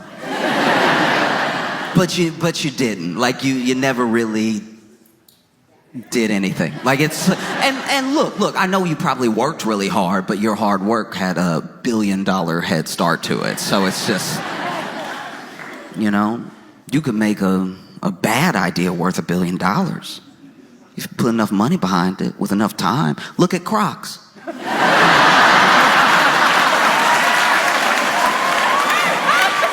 And look, that's not me. No, look, that's not me just dunking on Crocs for the sake of it. I'm saying as a shoe, you are so unprepared to go into the world. Every time it rains, you kind of feel it. I've had so many fights with my friends over Crocs, and it's not about the Croc or the design or whatever. It's about the fact that it's a Swiss cheese shoe. The holes make it a shoe problem. It is not like okay. I live in New York. And we have far too many. I don't even know the number. We have more, I believe, rats than people. I'm pretty sure there's probably 10 million for every 2 people in New York. And one time I was walking with my friend who had Crocs on. Ill-advised, especially in New York. If you want to wear Crocs in like a beachy town, go ahead. Be comfortable. Let your feet breathe. Wearing Crocs in New York City, wearing Crocs in New York City is like wearing a shirt that on the front and the back says, "Please rob me." That's the level of prepared you are to go out into New York City when you're in Crocs. My friend was in Crocs, and we were just walking down the street, okay? Just nice little stroll, having a conversation. And then, as you would expect when you are walking in New York, as it is almost law when you are walking in New York, a rat ran across our path. Some people have to deal with deers in the road. We have to deal with rats on the street. And this rat running across our path judged it wrong. Was a little late. Usually when you're walking in New York, a rat will run across you real fast up ahead. This rat must have had some hesitation. You could tell this rat was like, okay.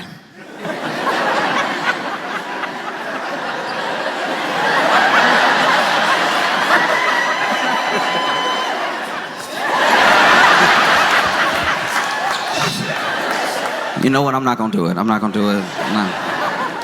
to do it. Actually, no. You know what? I can do this. Let me get. Ah! And then it ran across our path, but by the time it ran across our path, we were at our path. And this is upsetting. Sorry if you're eating. But the rat ran across our path, but by the time it decided to cross the sidewalk, we were already there. So this rat ran right over both my feet. And then it came time to run over my friend's feet. My friend in Crocs. And this rat looked exactly like, you know, with football players doing that spring training with the tires over here.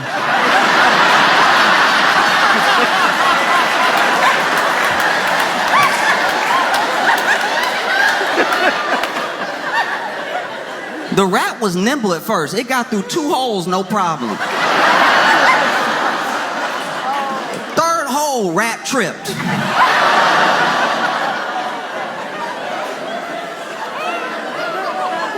Animals don't trip like people. You know what I mean? People might trip, be a little embarrassed, but we get up and we know we have a day to continue.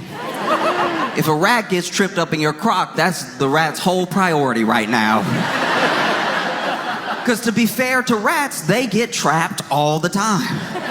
How is this rat supposed to know this isn't one of those rat traps that take you to rat heaven? And so this rat starts freaking out, starts like trying to pull the other leg out and everything, but then the next leg gets stuck. And so now this rat is, it has been 0.0 seconds, by the way. This rat has already tripped and is stuck in 2 crock holes. And is over here fighting for his life to get out. Is doing whatever he can. This rat over here,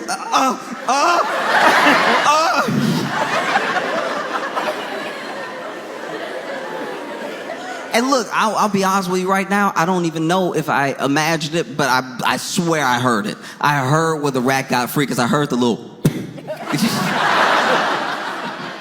pull the little foot out of the crock hole and then ran away. And then my friend, who had just been defending his Crocs, had the nerve to be like,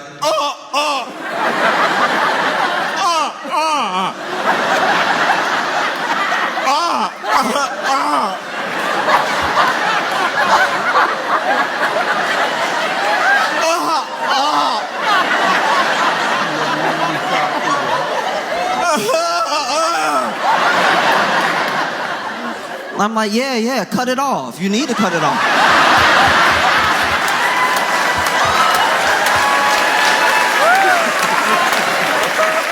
Ran over my foot too, but look at me.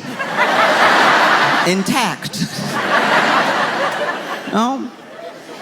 And so you have even if it's not the company, the CEOs of these companies reach high $1 million billionaire status.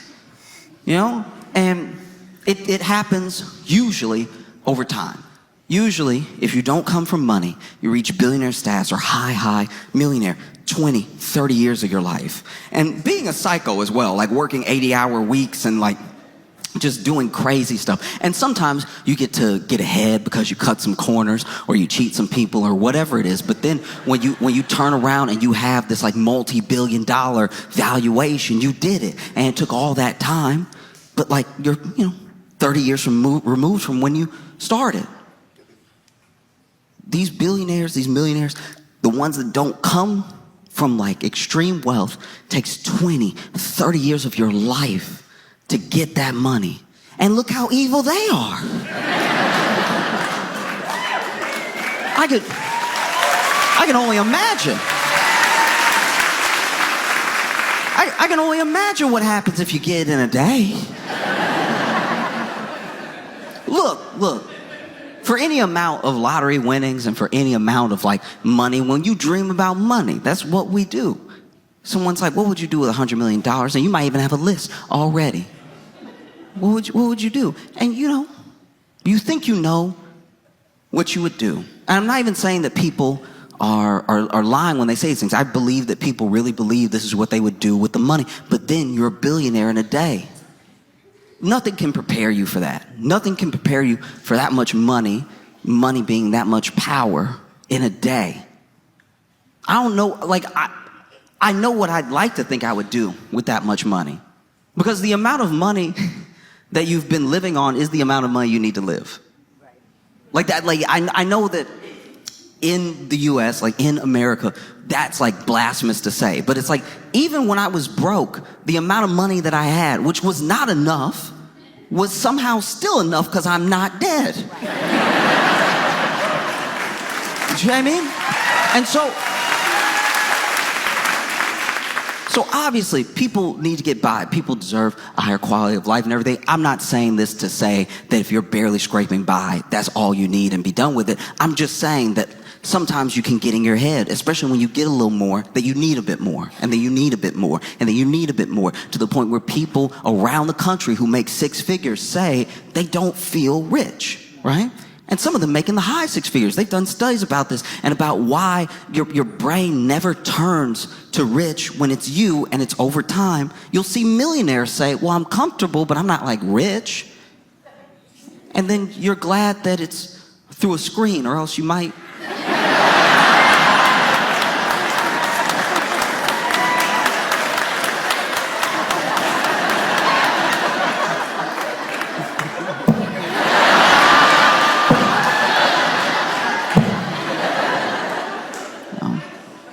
But I don't know. I mean, what would that do to a person? A day. A billionaire. Who knows? Maybe money really does change people in a way that you can't even fathom until you have that much money. Maybe you get $1 billion in a day, and out of nowhere, you don't even recognize yourself. $1 billion. And you're just like, wow. Huh. I could use some slaves. I think that...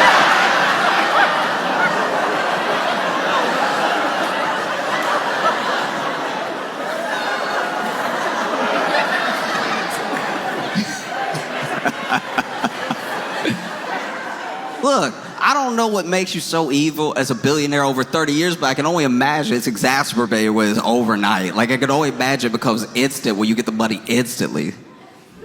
That's crazy. Because, look, we all have a list. Even if you act like you don't, you do. If you want that much money overnight, you might have a list. There might only be 5 things on your list. Hey, I want to take care of my friends, take care of my family, want to travel, and I want to help in a way that I've been helping, but I didn't have the money to really push the help, right? So that's what, 4, maybe you have 5 things. But then, after you do all that, maybe you have some money left over. What do you do with that money? Can you make another list? Can you make a bigger list? Maybe. But if you can't, you just keep trying. Oh, you know, let's fix the roads. Let's try to fix the school system. Let's try to...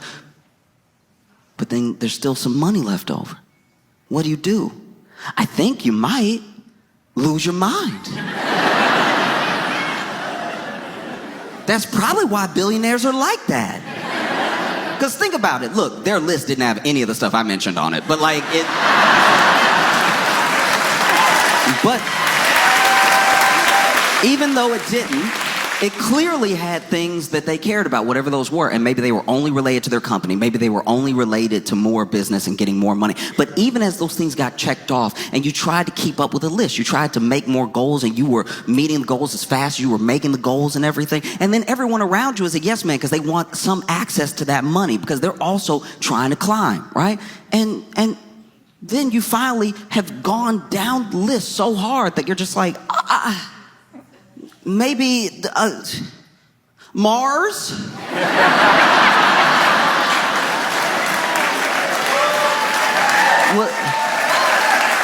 What about Mars? Mars would be cool, right? Like, Mars would be dope.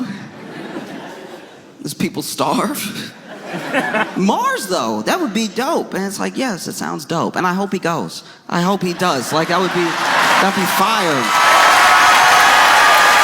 If he went to Mars, spend your fortune as the richest man in the world to be the poorest man in the universe. Because I guarantee you spend your whole life and then you finally, let's say it finally happens, you have a voyage to Mars. And let's be as generous as possible. And let's say that like the rocket works. You already sent enough stuff there that it's not like quite the movie The Martian, but it is like that because you are going to be by yourself. You know? No, I'm just, probably. And then you land in Mars. Richest man in the world. Lands on Mars, gets out, is walking around and realizes that Mars is just like Arizona with some extra tint to it. Like, looking around like, oh, okay. Whoops. No? Because money is, we'd like to think that it's more than this, and sometimes it is. You can point to points in history where it is more than this, but like America is money. Land of opportunity. Opportunity is access, but it's also money. Money is how we define identity.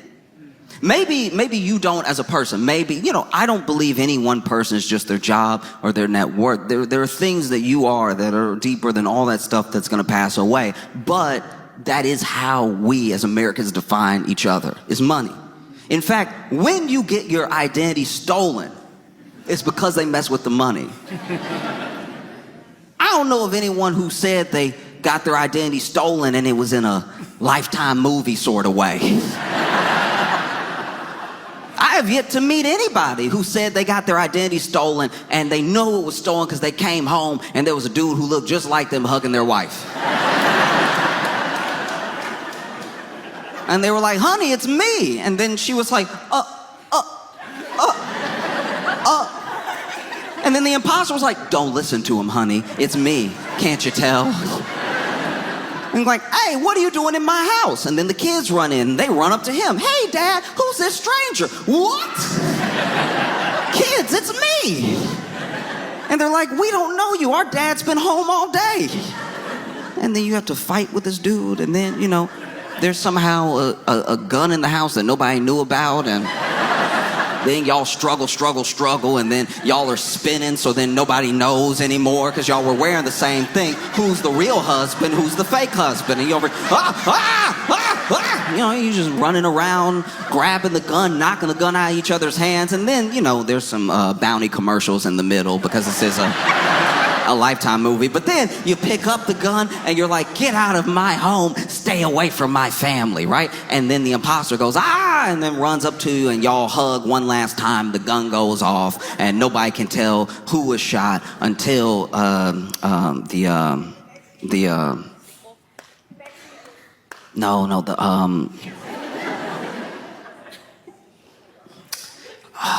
what is it? Until the Nair commercial. Like Nair, that one, like... I've watched a lot of Lifetime with my mom and my aunt. And so then they come back from commercial and y'all are both backing up and you're like, Somehow, in a movie, whenever somebody has been shot and someone shot someone, they both react the same. I always find that very annoying. The person that pulled the trigger is like, but then the person who was shot is like,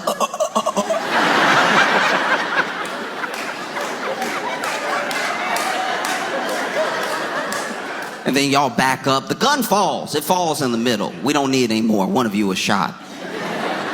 And everybody's backing up, and then you see some blood. You see blood, and then you see blood because y'all were hugging when it happened. So whoever got shot also bled on the other person. So it's been about 5 minutes, and we still don't know who was shot. Very frustrating. And then finally, one of you goes, you'll always be my family. And the other one turns around and looks at you. And the wife and the kids go, Dad!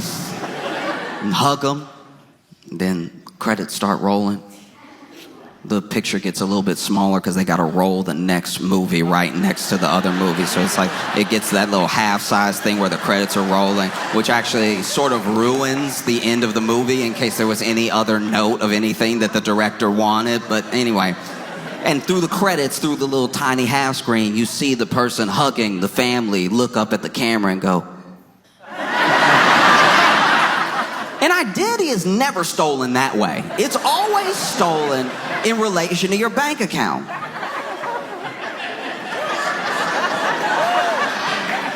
No, because that's who you are. That's who you are to the bank, and that's who you are to any business entity, is your money and the number that you are.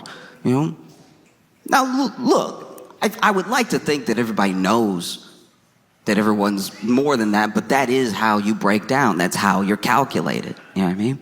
You're moved around as a number, and the numbers that make up the numbers you have are how people see you. You know? So when you get your identity stolen, it's not because they actually stole who you are. They stole who you are in a version of how people see you for your money. Having your identity stolen is terrifying because you don't know when you'll get out from under this. It's you. It's you. But the bank doesn't know that. You might as well show up to the bank like you just got home to see your wife and kids, and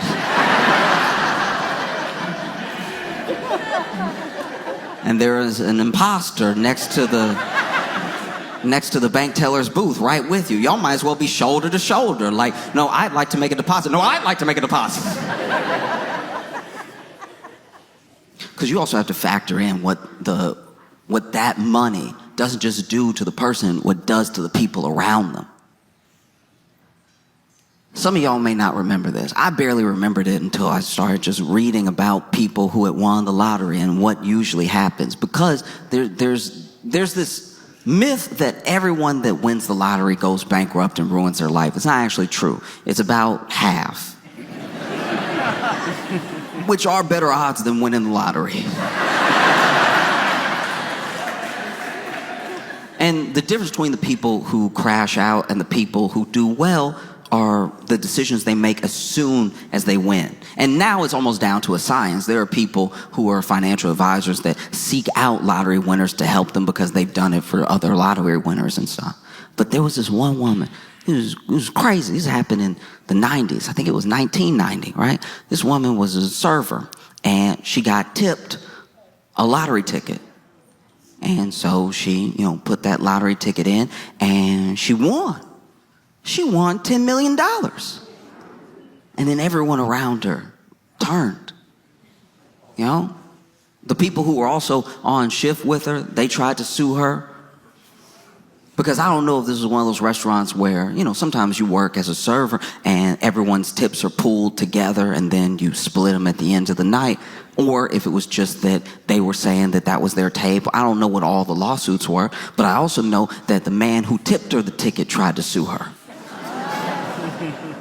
Yeah. Her ex-husband even kidnapped her. And she had to shoot him in the chest. The chest is one of the wildest places to get shot. Because there's still some plausible deniability there, but you know where you were aiming. And then the IRS came for her, walls closing in all around money. Because people will do crazy things for money, and people will let the idea of money shape how they treat a person. Money is only second to people in the idea of something that's in front of you that means a bunch of different things. People can mean the whole range of emotions to you, but so can money. If someone won $10 million, if they won $1.8 billion, some people see that as money, but a lot of people see that as hope. They see it as power. They see it as like a salvation out of their problems. They see it as whatever your imagination can mold. Because there are some people that if you got given $1 billion right now outright, there's so much good you do with it. And then there are other people that if you got $1 billion tonight, you'd be like, oh, I have some things to revisit. $1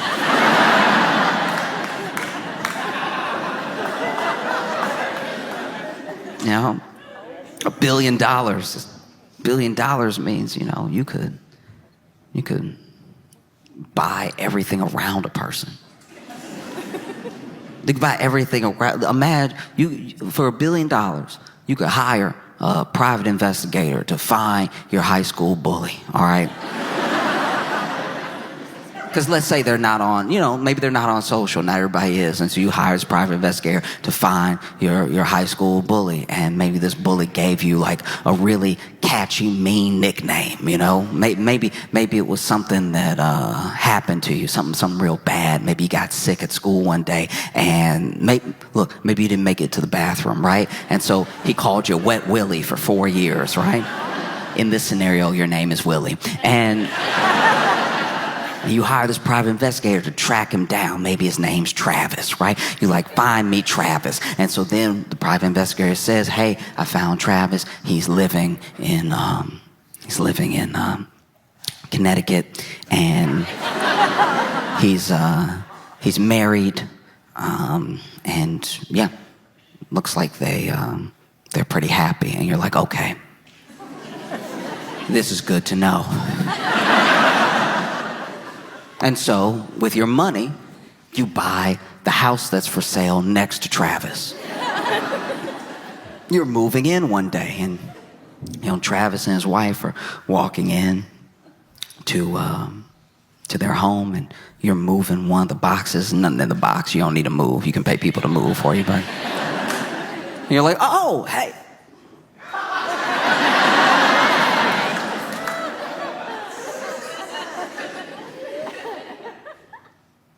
Travis? And he's like, oh, Willie, Will, wow, how have you been? Wow, this is crazy. Are you? Yeah, I'm moving in right next to you. That's crazy. That's crazy. He's like, yeah, that is. Wow, this house has been on sale for months, and now what a coincidence. And you're like, yeah, a coincidence.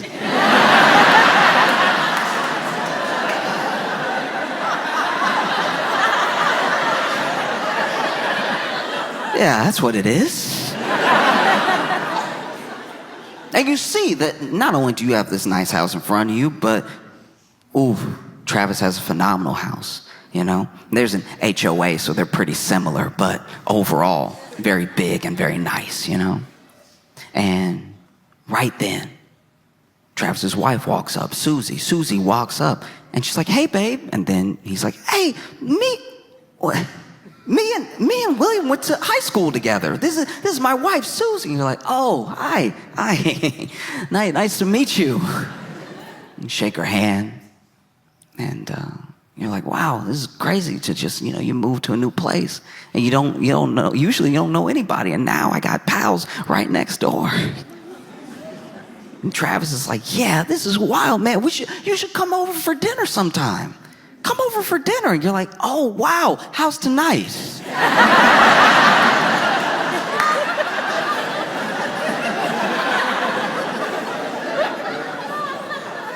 And Travis, because this is the thing about bullying. A lot of bullies don't remember what they did. And even if they remember what they did, they remember it in the context of whatever they were going through. And so even if they were like a mean kid, they just remember being a mean kid because other stuff was happening. I don't know how often real bullies think about the fallout of their bullying and what it might have done to somebody present day, So maybe Travis is perfectly pleasant. Easy to believe. It's been a long time, And so he's like, yeah, I think... no. Okay, we do have a little date night tonight, but how about tomorrow? Tomorrow night, we should have dinner. You just come over to our place. We'll cook for you. And you're like, wow, yeah, Travis, it sounds great. All right, I'll see y'all later. You take your empty box.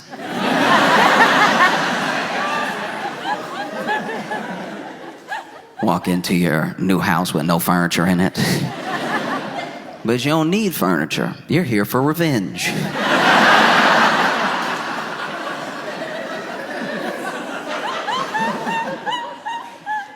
The type of revenge that only money can buy.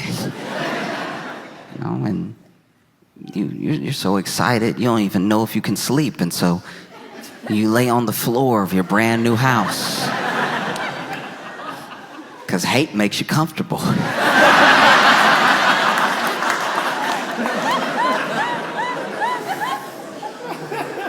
And then the next day comes, right? The next day comes and, you know, you've had a private investigator on Travis for a while. You even had a private investigator on Susie. You already know her name. And so the next day, during the day, you go over to Susie's workplace. You know, Susie works at a salon, right? And so you go over and you're like, hey, what? This is crazy. Wow. Susie, neighbors, and then I need a haircut? You do hair? Wow.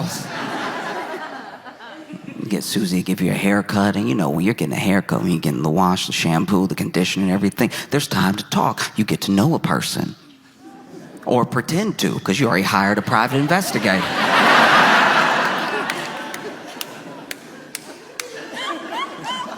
So you land in the sink and y'all are chatting it up, and you're a personable enough individual, so y'all are cackling back and forth. Then at the end, Susie puts the mirror in front of your face, you know, and you're like, wow, a magician. Truly incredible. Thank you so much. And then you go to pay, and then you put a $10,000 tip on your haircut. Susie's floored. What? I can't accept this. You absolutely can. I haven't felt this good in years. You made me look like a new man.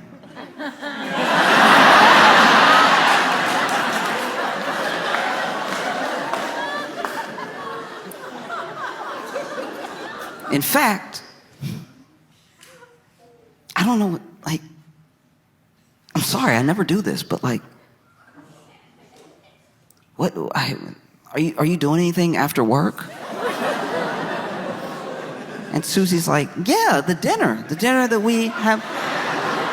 And you're like, oh, yeah, that's right. But, okay, what? I don't know, it looks like salon's closing up and everything. Dinner wasn't gonna be for a little while. I don't know, do you want to hang out for a little bit? We're gonna end up chatting anyway. Let's just chat. Let's just have a chat, and then, you know, we'll head over to your place. And you're like, does that sound okay?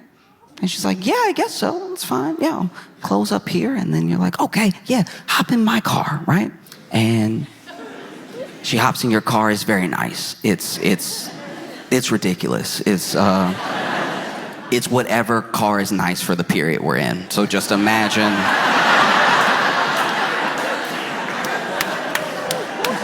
Imagine the type of car, and it is that. And Susie's also impressed. She's like, wow, okay, you must have done very well for yourself. And you're like, yeah, I do all right. You know, because then, no matter what car it is, I assume it goes fast, right? And then he's like, actually, you know I'm new to the neighborhood and everything, but can I show you something?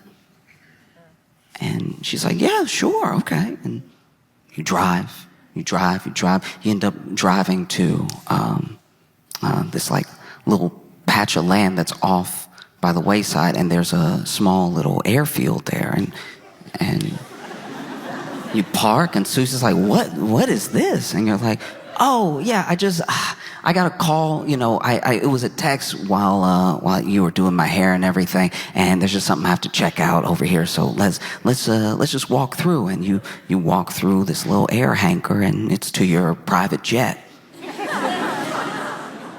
And she's like, wow, you have a jet? And you're like, yeah, I do.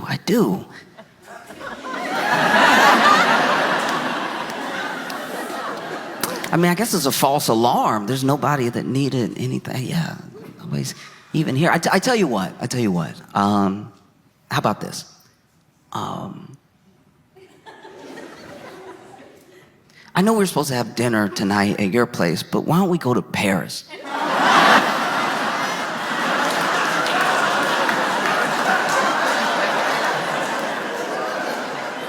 She's like, Paris? You're like, oh, I'm sorry, do you prefer Milan? We can go to Milan. What are you even saying right now? I'm like, oh, no, I'm just saying, you know, we're supposed to get dinner. Let's have dinner. have dinner without Travis.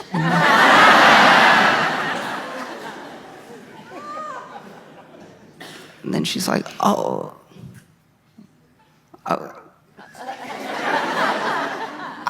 I don't know what to say. What is the tip? And then now he's invited. I'm married. No, I know. I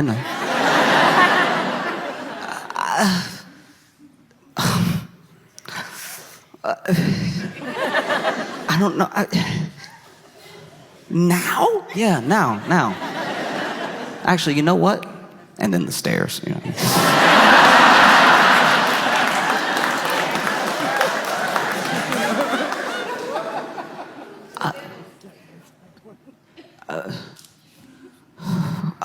Wow, my heart is just skipping a beat.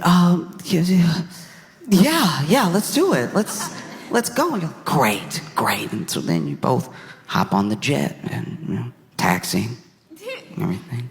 And just before takeoff, you send Travis an audio message of the entire thing.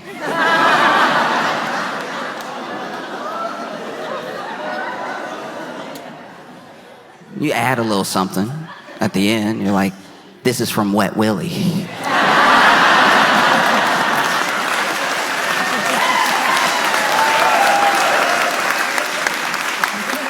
Because now you have $1 billion and you could be good or you could...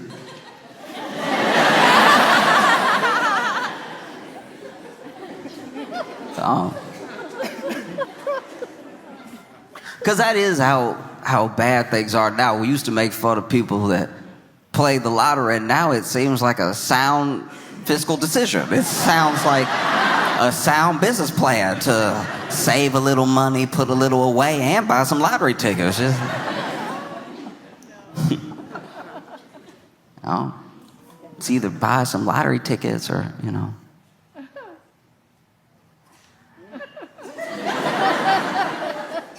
lean in front of a BMW. You know what I mean? Like, you gotta lean in front of a BMW, coming at about, slowing down, so hopefully about 12 miles per hour. You know what I mean? Enough to do some damage, but not quite kill you. You know what I mean? Like when you get hit, it's gonna make that sound. You're gonna hear some stuff. Some of that stuff's gonna be you, and some of it's gonna be the car. You might even lose consciousness for a second, but you will, hopefully wake up and. There's some real technique to it, too. I don't know if you saw that video. There's a dude who you could tell he was too... you could tell he was too nervous. He shouldn't have done this. And not just because it's fraud. He shouldn't have done this because you could tell his heart wasn't in the grift. You know what I mean? His heart wasn't in it. Like, some people, the grift is who they are. They buy into the grift completely. When I was a little kid, my elementary school teacher got into a fender bender, right? And got in a fender bender with this dude and bumped him just enough to get a little bit of separation, but you could tell that she had hit him. And he immediately got out of his car, went into the trunk, pulled out a neck brace, and laid on the ground, right?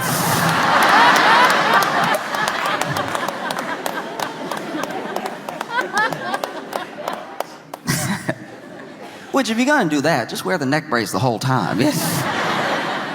Then you'll even convince the person that, I'm not gonna tell you how to grift, but... So if you're gonna do this, you gotta commit. You gotta know long before this BMW takes that turn at the intersection that this is what you're committed to do. And there's a video of this dude, this still cracks me up, right? Okay, so this dude is over here, and you can tell he wants to jump in front of the car. Maybe he has the whole insurance scam planned out and everything, can sue, whatever. You just gotta let a BMW hit you and hope it's not a rental. Yeah.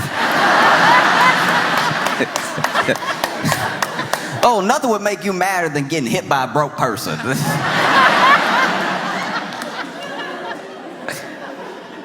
And so then, it's over here. waiting, right? And like just from the CCTV, because this is how I watched it, right? Just from the CCTV in the clip, you can tell that there's some nervousness in the knees. Like the knees don't scream commitment, you know what I mean? Like they're not, his feet aren't amped to do it. They're not like hoppy feet, you know what I mean? Like this is like, ooh, I'm gonna do some fraud. Ooh, you about to get defrauded, right? But he had more of a, oh, okay. All right. Okay. All right. And you could tell he was thinking too much about how he was gonna land. That's the problem. Because you gotta know if you're gonna jump in front of a car, you gotta know, okay, am I gonna be mostly grill or mostly windshield? All right? Both have their drawbacks, all right? Now, grill will push you forward.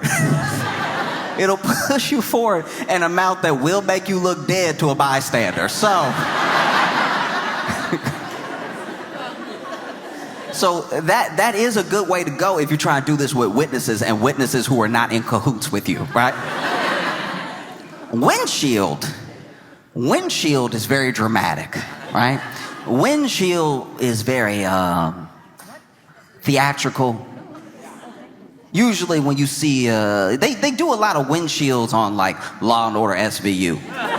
That's usually, you know like when somebody running from the cops and they can't seem to catch them. They give them just enough room for them to run out of the street for the cop who didn't feel like running to hit them with the cop car. It's always very convenient when it's like 3 cops and then 2 of them run after a suspect and then one of them is like, oh, all right. And then sure enough, they're always there at the right time to just bow, right? Now, if you're gonna go windshield, just know that some glass could crack, okay? And it's worse if it doesn't. If the glass doesn't crack at all, you got hit by a big bullet, okay? But if the glass cracks and you roll over the glass and maybe you land on the side of the car, that also looks very bad. But depending on how you hit the windshield depends on how believable the hit is. Because when you get hit by the grill, you're just taking the hit, right? Just boom, boom. High risk of being hurt. Very high risk. Windshield looks a little bit more, oh no. Ooh, you got me.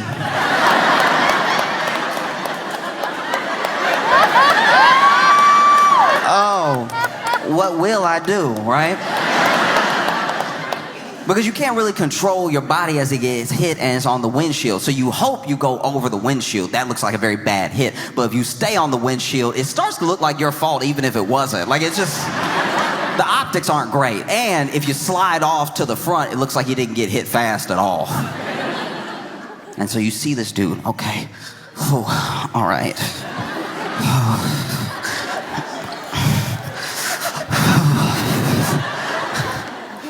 And then he goes for it. But not only did I see him in the clip, in the CCTV video, you know, like thinking about it too hard. The person in the BMW also saw him thinking about this very hard. And it didn't help that he chose to do this at an intersection, which means they were going to be slowing down anyway. And so then he finally goes to jump into the street, and they've already come to a short stop because they saw him coming. But look, he's already put a lot of thought into this. He will not be denied. And so even though the car is almost at a full stop, he goes,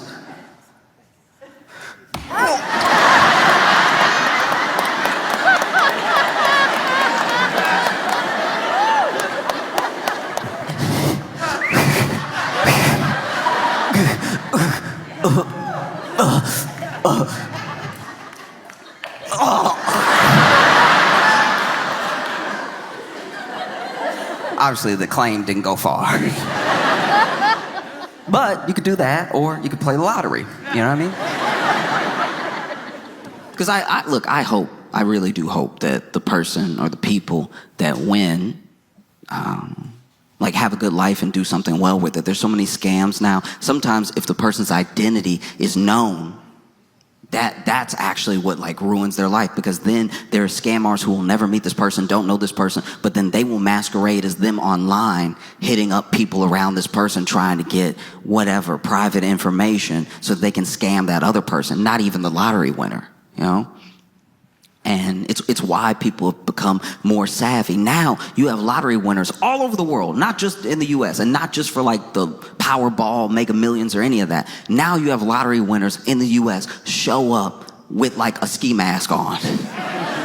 So many lottery winners look like they're there to rob the lottery. You know? And I don't know, I just look at the lottery as like maybe one of the best metaphors we have for how America is. You know, because you know, we all participate. That money is pooled together, and it is, and I don't mean in terms of ownership, I just mean in terms of how the money came to be there. It is all of our money. It is all of our money pooled together for 1 to like 6 people to have. In fact, sometimes you'll watch the lottery. You'll watch someone win, and you'll be like, huh, wow, I worked at a company like that. That's crazy. Because some of what the lottery of trying to make it in America is luck. We like to think it's hard work, because then that means everybody could do it. But that's not actually the case. I know people who have worked hard my entire life, and they were on a hamster wheel. They were on a treadmill, and they were just trying to keep up because somebody was pressing the speed up on the hamster wheel. That's what it feels like is happening to everybody right now. You know, you're doing your best, and the speed just keeps... And then,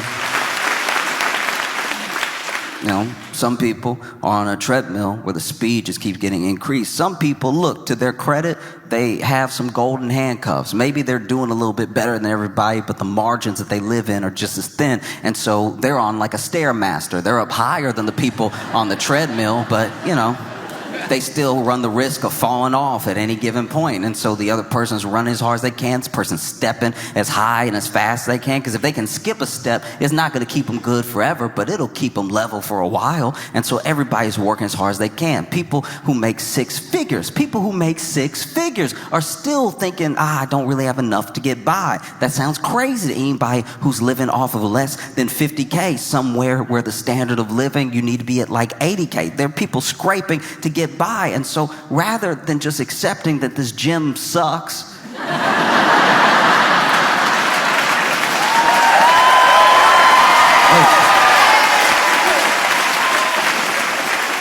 people just keep going as hard as they can until they either their heart gives out or they end up in one of those like fail videos.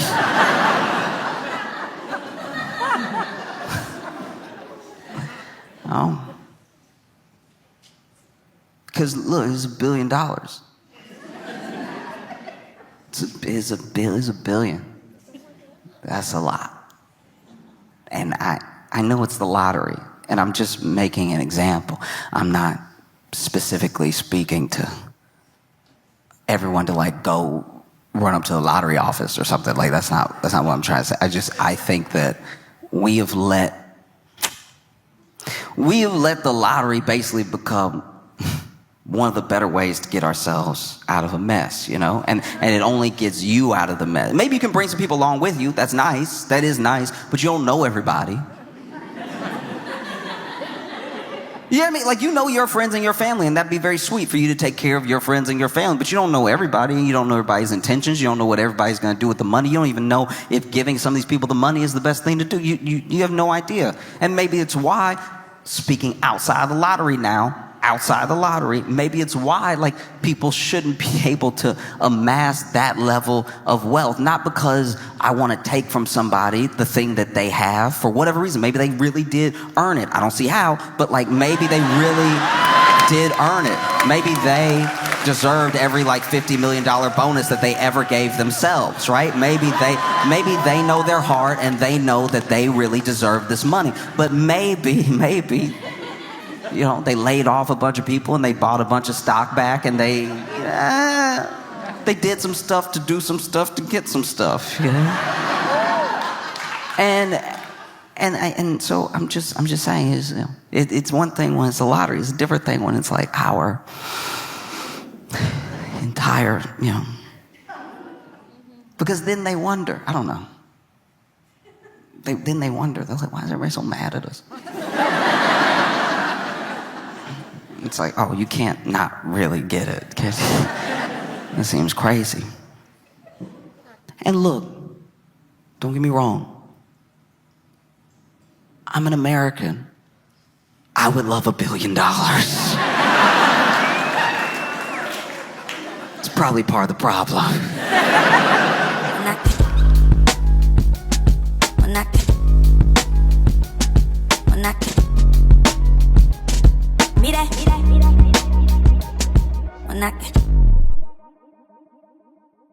Give it up for Josh Johnson!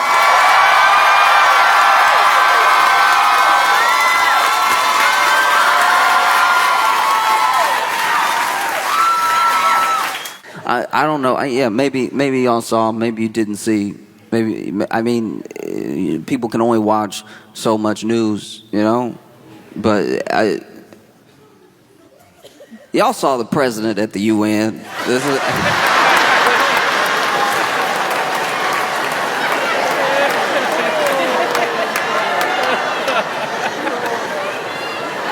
I didn't see everything as it was happening. I heard about some stuff later, right? So then I got a text message from my friend. They were like, oh, did you see what happened at the UN? I'm like, no, I didn't see what happened at the UN. And they explained to me that, you know, he was getting on escalator and then the escalator stopped. Now, I thought at the time, it was going very differently.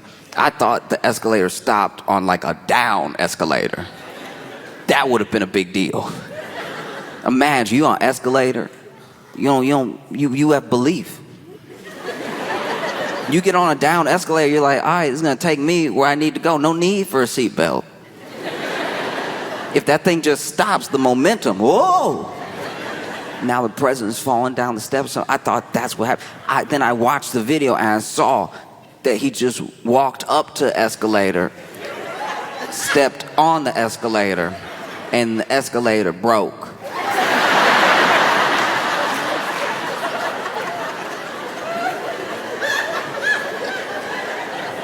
And you saw him stand at the bottom of the escalator like, what?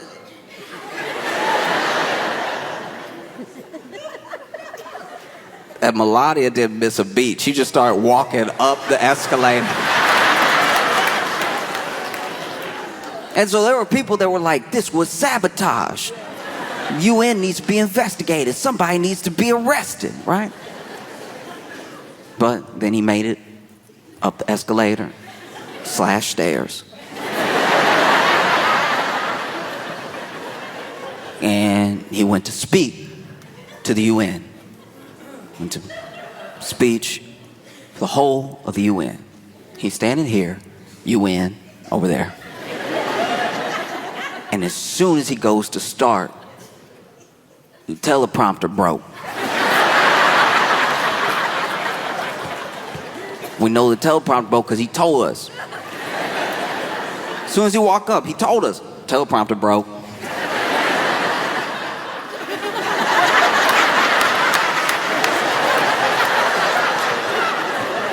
First the escalator, teleprompter broke. Nothing here work. Nothing. No, teleprompter.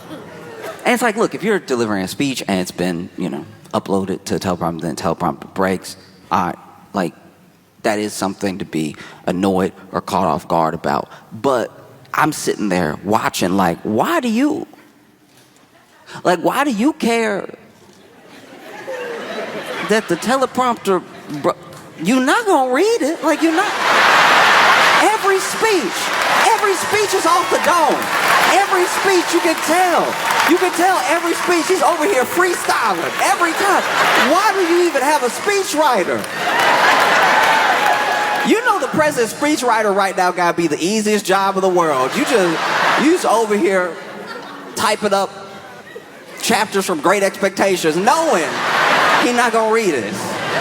Knowing he's just gonna go, you know what I mean? He goes off of vibes. What do you care that the teleprompter is broke? You weren't gonna look at it. You might have read the first couple sentences and then been like, you know what? I'm gonna speak from the heart.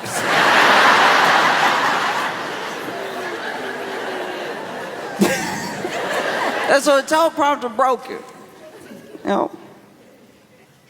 And so he's like, I guess I'll just have to.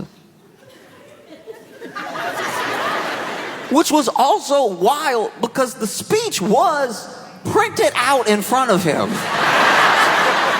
But he was like, no, you want me to turn pages? No. And then proceeds to, give this address to the UN, and it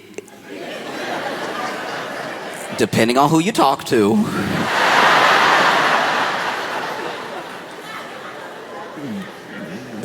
depending on whose opinion you're listening to, it did not go fantastic.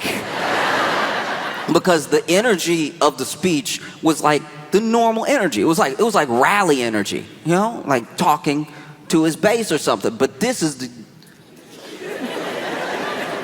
the UN. They don't live here. Like some of the stuff they don't care about. Like you talking to the UN. Everyone's here. He's over here like, I inherited a mess and we fixed it, and like years ago we were down in the dumps and now we're the hottest country in the world. He keeps saying we're the hottest country in the world, and I don't know what that means. I feel like even the UN was like, so what? Climate change?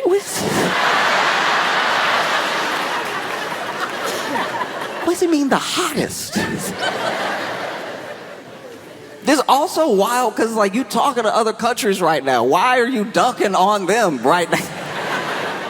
And then dude's over here. I ended, like, 7 wars. And it's just funny because, like, everybody he talking about is there.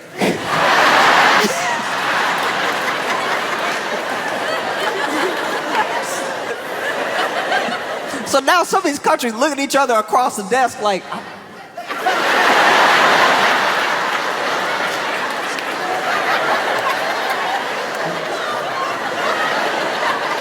I don't know. I didn't even. What did I say? Nah, it was incredible. And then there was a weird thing. I think it was Brazil. He was talking about the leader of Brazil and how, like, first of all, this dude also tariffing everybody. So then he was talking about how he doesn't do deals with people he doesn't like, but then he had a good handshake with the leader of Brazil, so maybe they could work something out. Even Brazil had to be like, yo, I don't know. I just saw him in the hallway. Out here trying to be cordial. I don't even know if this is good. Was it good? No, it's phenomenal performance. Truly, I've not seen anything like it. Just over here. I'm sure if you were at the UN just sitting there, you just sitting there quietly listening, looking over at other countries. There's some countries that had just be chuckling. Like countries that aren't in the mix, you know what I mean? Like if you're not like a key member of BRICS, or you're not, you know what I mean? Like if you're not like in the news in that way, you just come, you enjoy the show. Like I imagine maybe Zimbabwe might have been cracking up. They'd be like, that's your friend. That's your friend.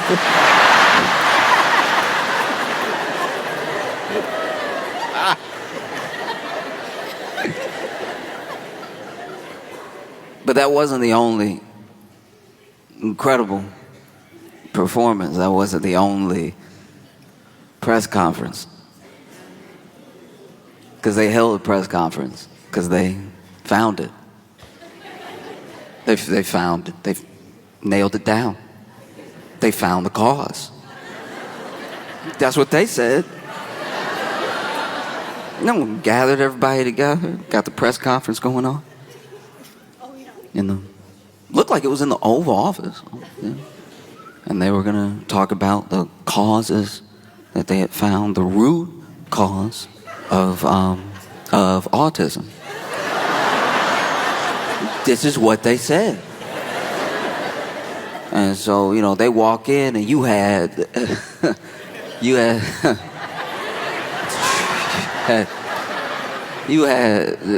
Dr. Oz.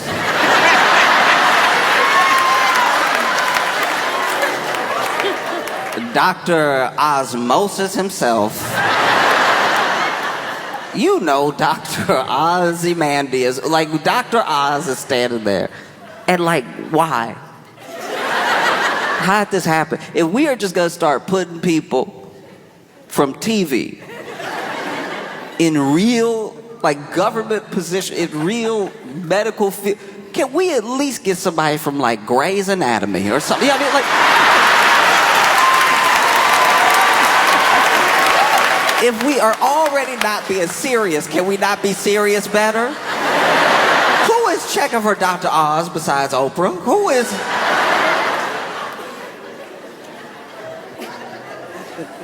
He's standing there, doesn't even really look that healthy himself. This man's advice so far has been actually insane. They've done interviews with him. He's, you know, spoken to the public. Like, what would you suggest for Americans? The man's out here. If you want to, if you don't, look.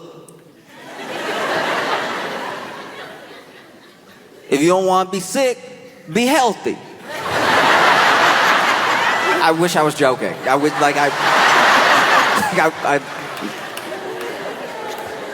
can barely take credit for that one. I changed like 2 words. So you got Dr. Oz from TV on one side. And then you have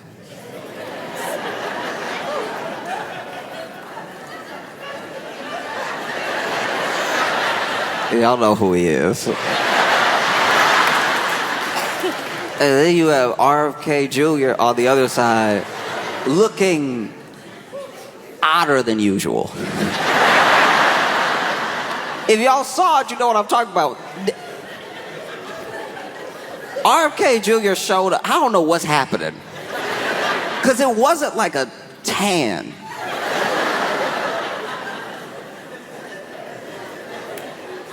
Like, he looked like a bruised blueberry. Like, he looked wild, and nobody addressing it. Nobody saying anything. The president over here just trying to not use his peripheral vision.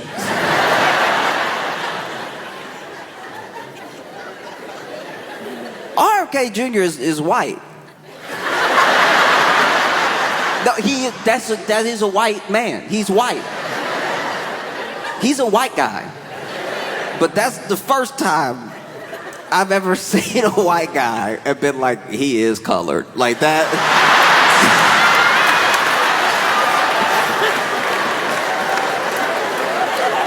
Yo, my man, what is happening? He just stand there like he's been holding his breath for 26 years.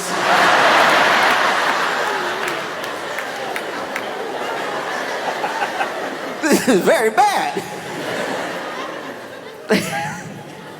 And then, I don't know who told him. I imagine it could have been somebody, you know, higher up, but it could even just been an aide that told the president, okay, you're going to give this press conference, you're going to talk about links to autism, and what you need to do, this is very important, for legal, this is very important for a lot of reasons, what you need to do is say the name of the drug. Then you can go on and say the brand name. But you need to say the name of the drug because the drug is what we're saying is the link, not one particular brand. So there are other like store brands that are this drug. You need to say the drug. Say the drug. You have to say the drug. Okay? Say the drug. And I'm sure he attacked it with that regular, you know, bravado. I'm gonna say it, whatever. Get out of here. Let me work. Let me get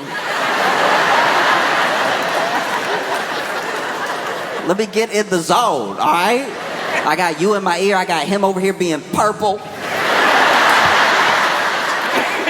Let me work.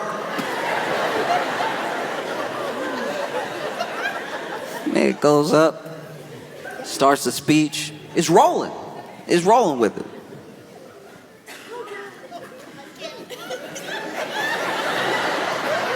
And then he hit a more than 8-letter word.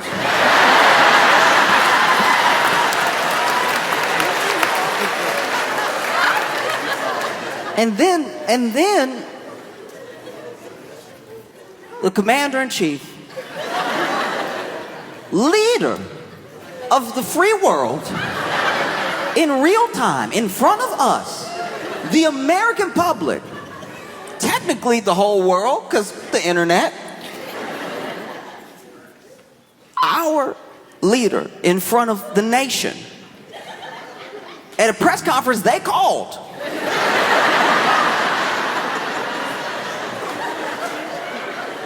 our leader in real time sounded it out.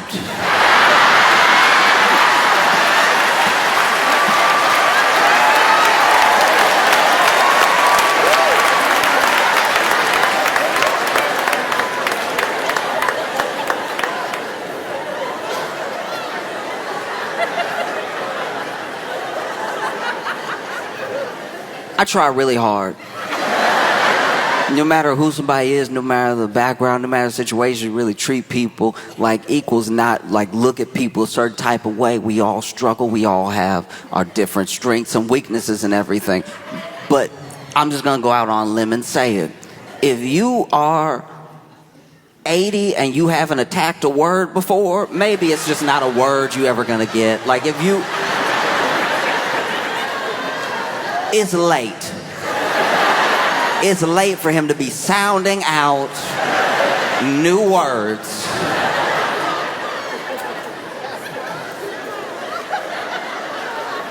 Because the word, you could see, he could see the word coming up.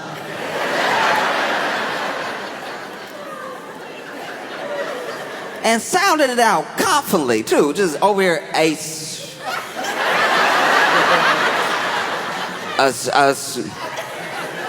some toast.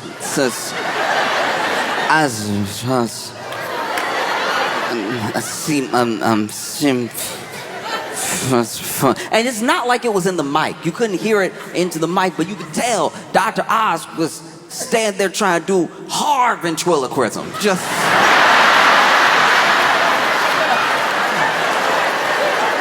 Dr. Oz was standing there like, just open your mouth, let me do it. Just...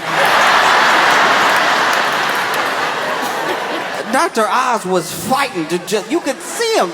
See him in the face.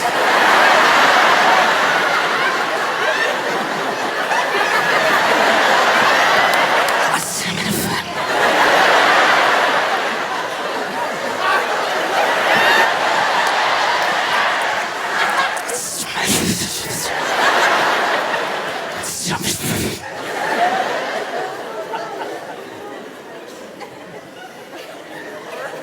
I said, Tom, I see the Trump. See him, man.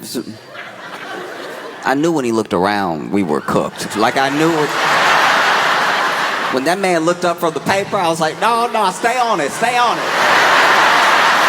Stay with it, you almost got it. I said, Tom, I see acetaminophen.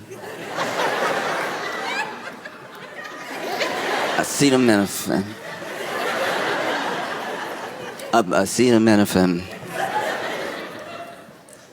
Acetaminophen. Tylenol. And like that.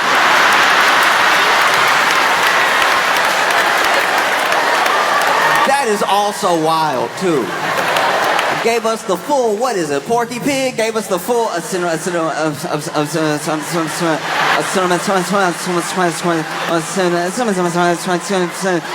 Tylenol.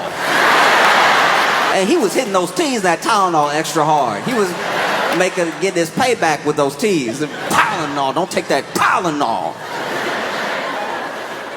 When y'all see Tylenol, because it was rough. It was like you've been in third grade before. You remember when a teacher, I didn't even know this at the time, but it was basically when a teacher had like a hangover, and so then the teacher would just make y'all read the book to each other. At the time, I really thought it was about learning, and now that I'm grown enough to have friends that are teachers, I'm like, no, you had a bender. That's what this is. Don't try to put this off on the students. You seeing double right now. And so it would be, your turn would be coming up, and you would do a thing. Somebody would be reading over here, and you start counting people and counting paragraphs. And then you read ahead a little bit so that when it's your time to read your paragraph, you're reading your paragraph all fast and everything. People can't even retain the information. Then, there'd always be that one kid.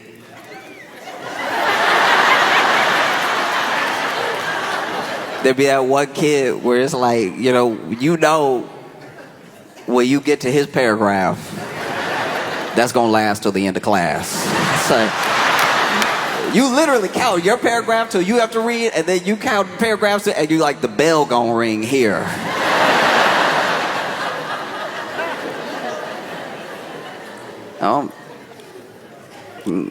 Sometimes to be a kid, everybody learns differently. We all have different abilities, and you do your best to be as patient as possible. I remember, I had one kid in my class that we would do that, and then his paragraph be coming up, and as soon as his paragraph start, everybody's like,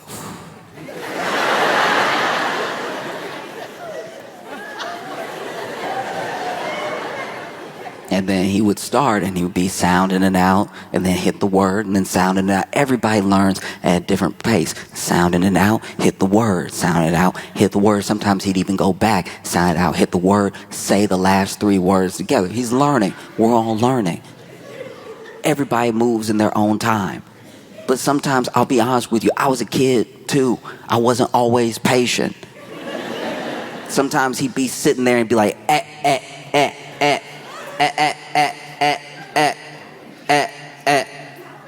and I'd be like, A, it's A, it's A, it's A, it's A. You already hit it. It's A, it's A. There's nothing left to do. It's A, it's A. It is A. You did it. High five. You did it. It's A. It's only A. And then you grow up and you mature and you realize that everybody's good at stuff. People aren't as good at stuff and everything. Because I'll tell you what, I could read, when I was a kid, I could read, very good at reading. My math wasn't great. So then when it came to math, it was me who was like a little bit behind all the time, especially when we got to like algebra. Because I could like, factor a little bit. I understood denominators and stuff like that. Like I felt like I was keeping up and everything. But when we hit algebra, all of a sudden the tables were turned. This is why you have to be as patient with people as you want them to be with you.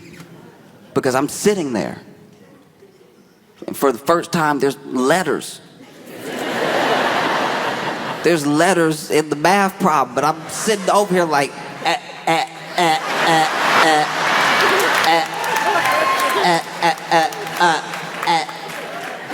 and then he was sitting there like, it's 4, it's 4, it's 4.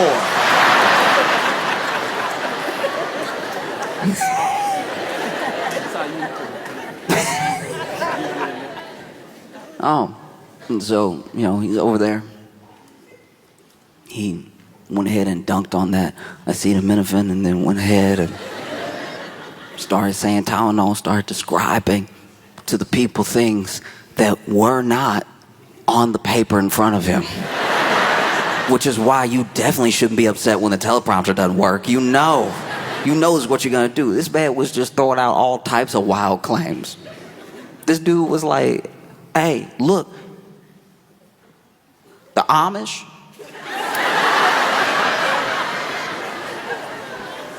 Amish don't have any autism. And a couple times in this press conference, he would say something, then turn to somebody and be like, is that true?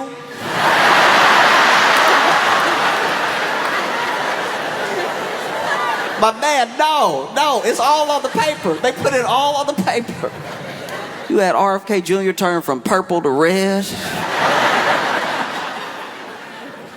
Because then he just started going off on like vaccines in general, you know, and just started saying like, look, you know, it's too much.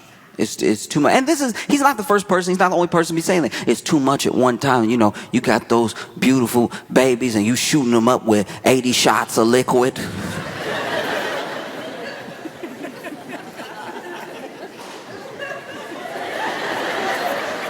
The thing that stuck out to me about the liquid thing is that you could tell he wanted to say juice. You could tell he's like, they put too much juice in them babies. Nobody need all that vaccine juice.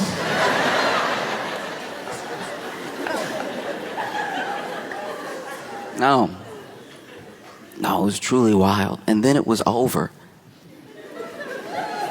And then it was over. I can't imagine what it must have been like to be on the board of Tylenol. If you're on the board of Tylenol watching this press conference, you over here probably on a whole roller coaster of emotions. Like, at first you'd be sweating because they had let it slip several times that this is basically what the topic was going to be and what was going to be said. It had been like, you know, pieced out, little flavor, little sprinkle here and there for the media all the way up until that press conference, right? But then, when they actually said it, I'm sure Tylenol was stressing when they said this is what the press conference was going to be about. This is what they were going to talk about. You work at Tylenol, you sitting there, edge of your seat.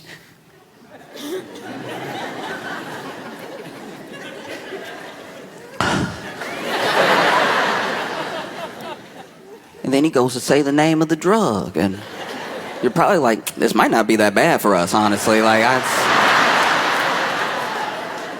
he almost said a cinnamon. We might be in the clear here. All we gotta do is come out with a label, no cinnamon in our product. We'll be fine. And then he says your brand name. Then he says your brand name over and over again, and now you're like, that's not good. That one came out perfectly. And then he talks about the Amish, and you're like, I guess if people watch the whole thing, they'll be confused enough to not know if they should take it or not. Because my thing is, look, why have such an unforced error? You know what I mean? Go ahead. You already got Caroline Levitt talking to the media all the time. Get her out there to start the thing. Get her say the name of the drug and then walk off. Then you can go and just go off your vibes and everything. You had two people on either side of you that probably say the name of the drug all the time. Well, don't let him, but let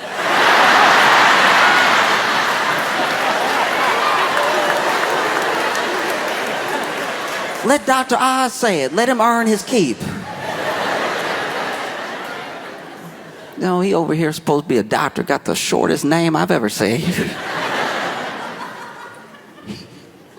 Because I do my best to be up on the news, but I don't always want to talk about, politics and stuff. Sometimes there's stuff that happens that has nothing to do with anything political, and it just warms your heart to see it. You'll see a news story that captivates you, and it doesn't take you into like any sort of polarized position, Like I saw this South Carolina teacher that got arrested for using fart spray on the students as a punishment.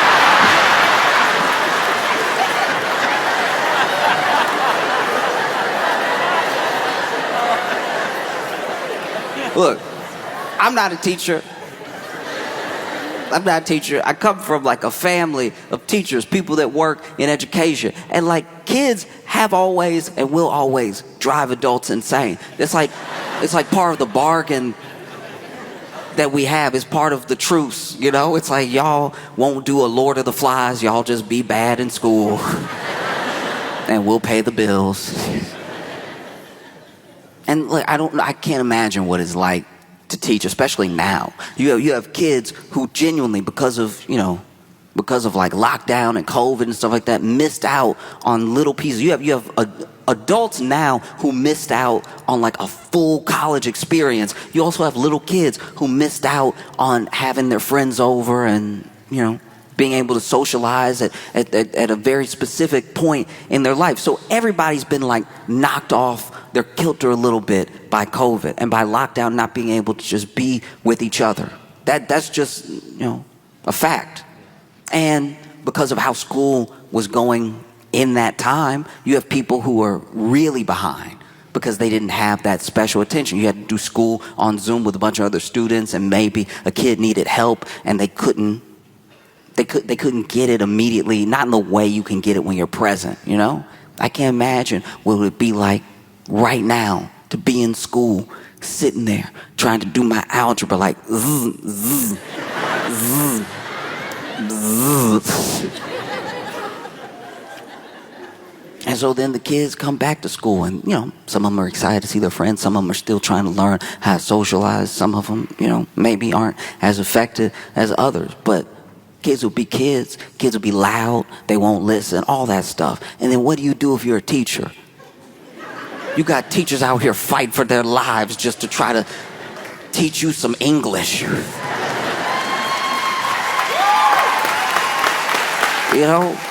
You see videos of it all the time, teachers going through it because students don't want to listen, all this stuff. This is the person that's just trying to make sure you know how to spell. So one day,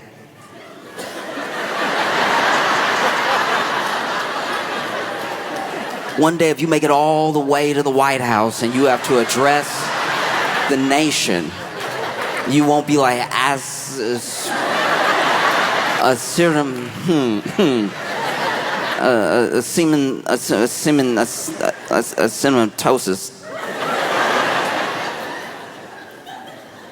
And so if you're a teacher, you know what I mean? What do? Like my teachers used to yell. Teachers yell. It happens. Hey, stop! And you can tell. There's a certain yell, especially when you got like a male teacher. There's a certain yell that you can tell you broke him because his voice cracked. You know what I mean? Like, if he's like, hey, hey, y'all, chill out, right? And he's had enough of it, and maybe you're the first period of the day. You know what I mean? Y'all being a little loud. Hey, listen up, right? Something happened at about 5th period and on. Where if you really got him at his wits' end, he'd be like, hey!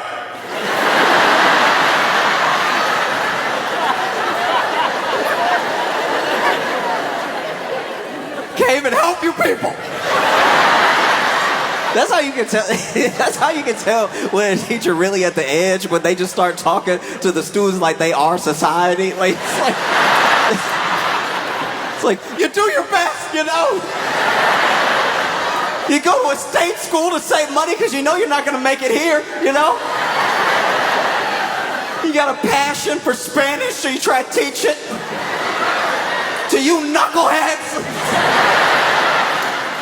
Just truly, teacher ready to cry. Over here, you get that third shut up. Sometimes that third shut up doesn't have any bass behind it. It sounds a little bit, shut up!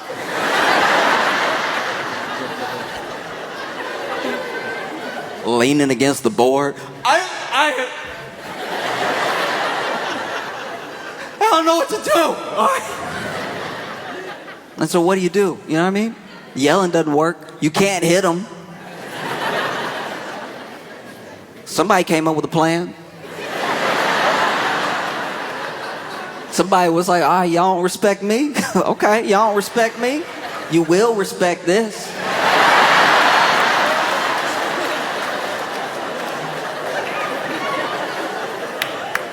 Because I've read different reports. Some reports say he was like doing a prank or whatever. Some reports say he was like mad about whatever. But I'm telling you, he could have done it for any amount of reasons. Maybe this dude didn't take his job seriously. Maybe, he was out here just trying to prank for fun. He's somehow like a teacher's assistant, whatever, and still hadn't like grown up. So then he's over here. Ooh, look at you, stinky. Ooh, stink butt over here. Ooh.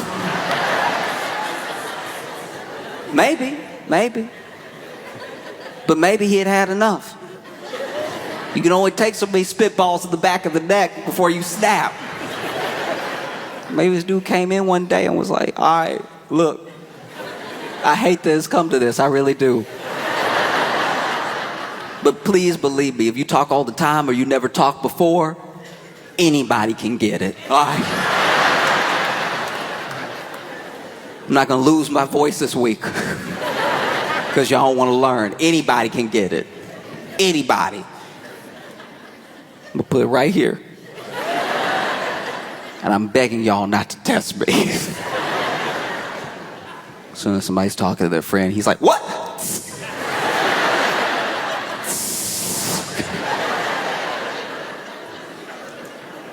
He must have been brandishing it. He must have been wielding it because apparently, like, from what I read, like 100 parents complained or something.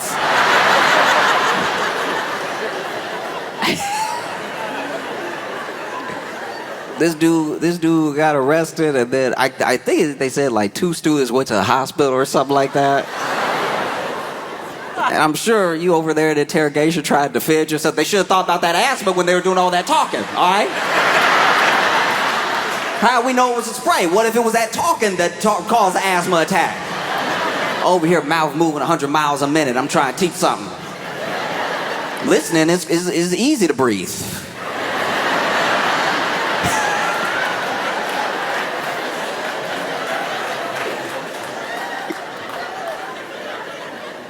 Because I wonder how much he must have done it. You know what I mean? Was it just off of anything? Just one little noise? Huh? Or did he wait? Was he like writing on the board, letting the chatter sort of build? And then that's the thing. When you're a kid in class, you always think you're good if you're just not as loud as the loudest person.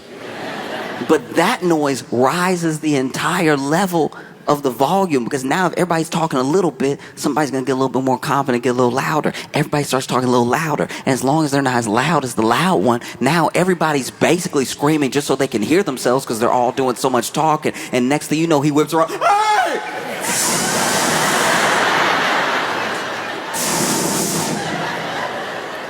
Y'all gonna learn today.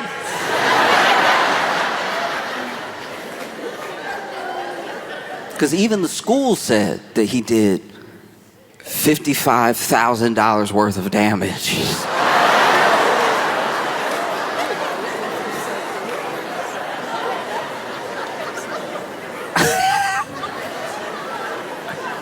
How? It must just be in the walls now.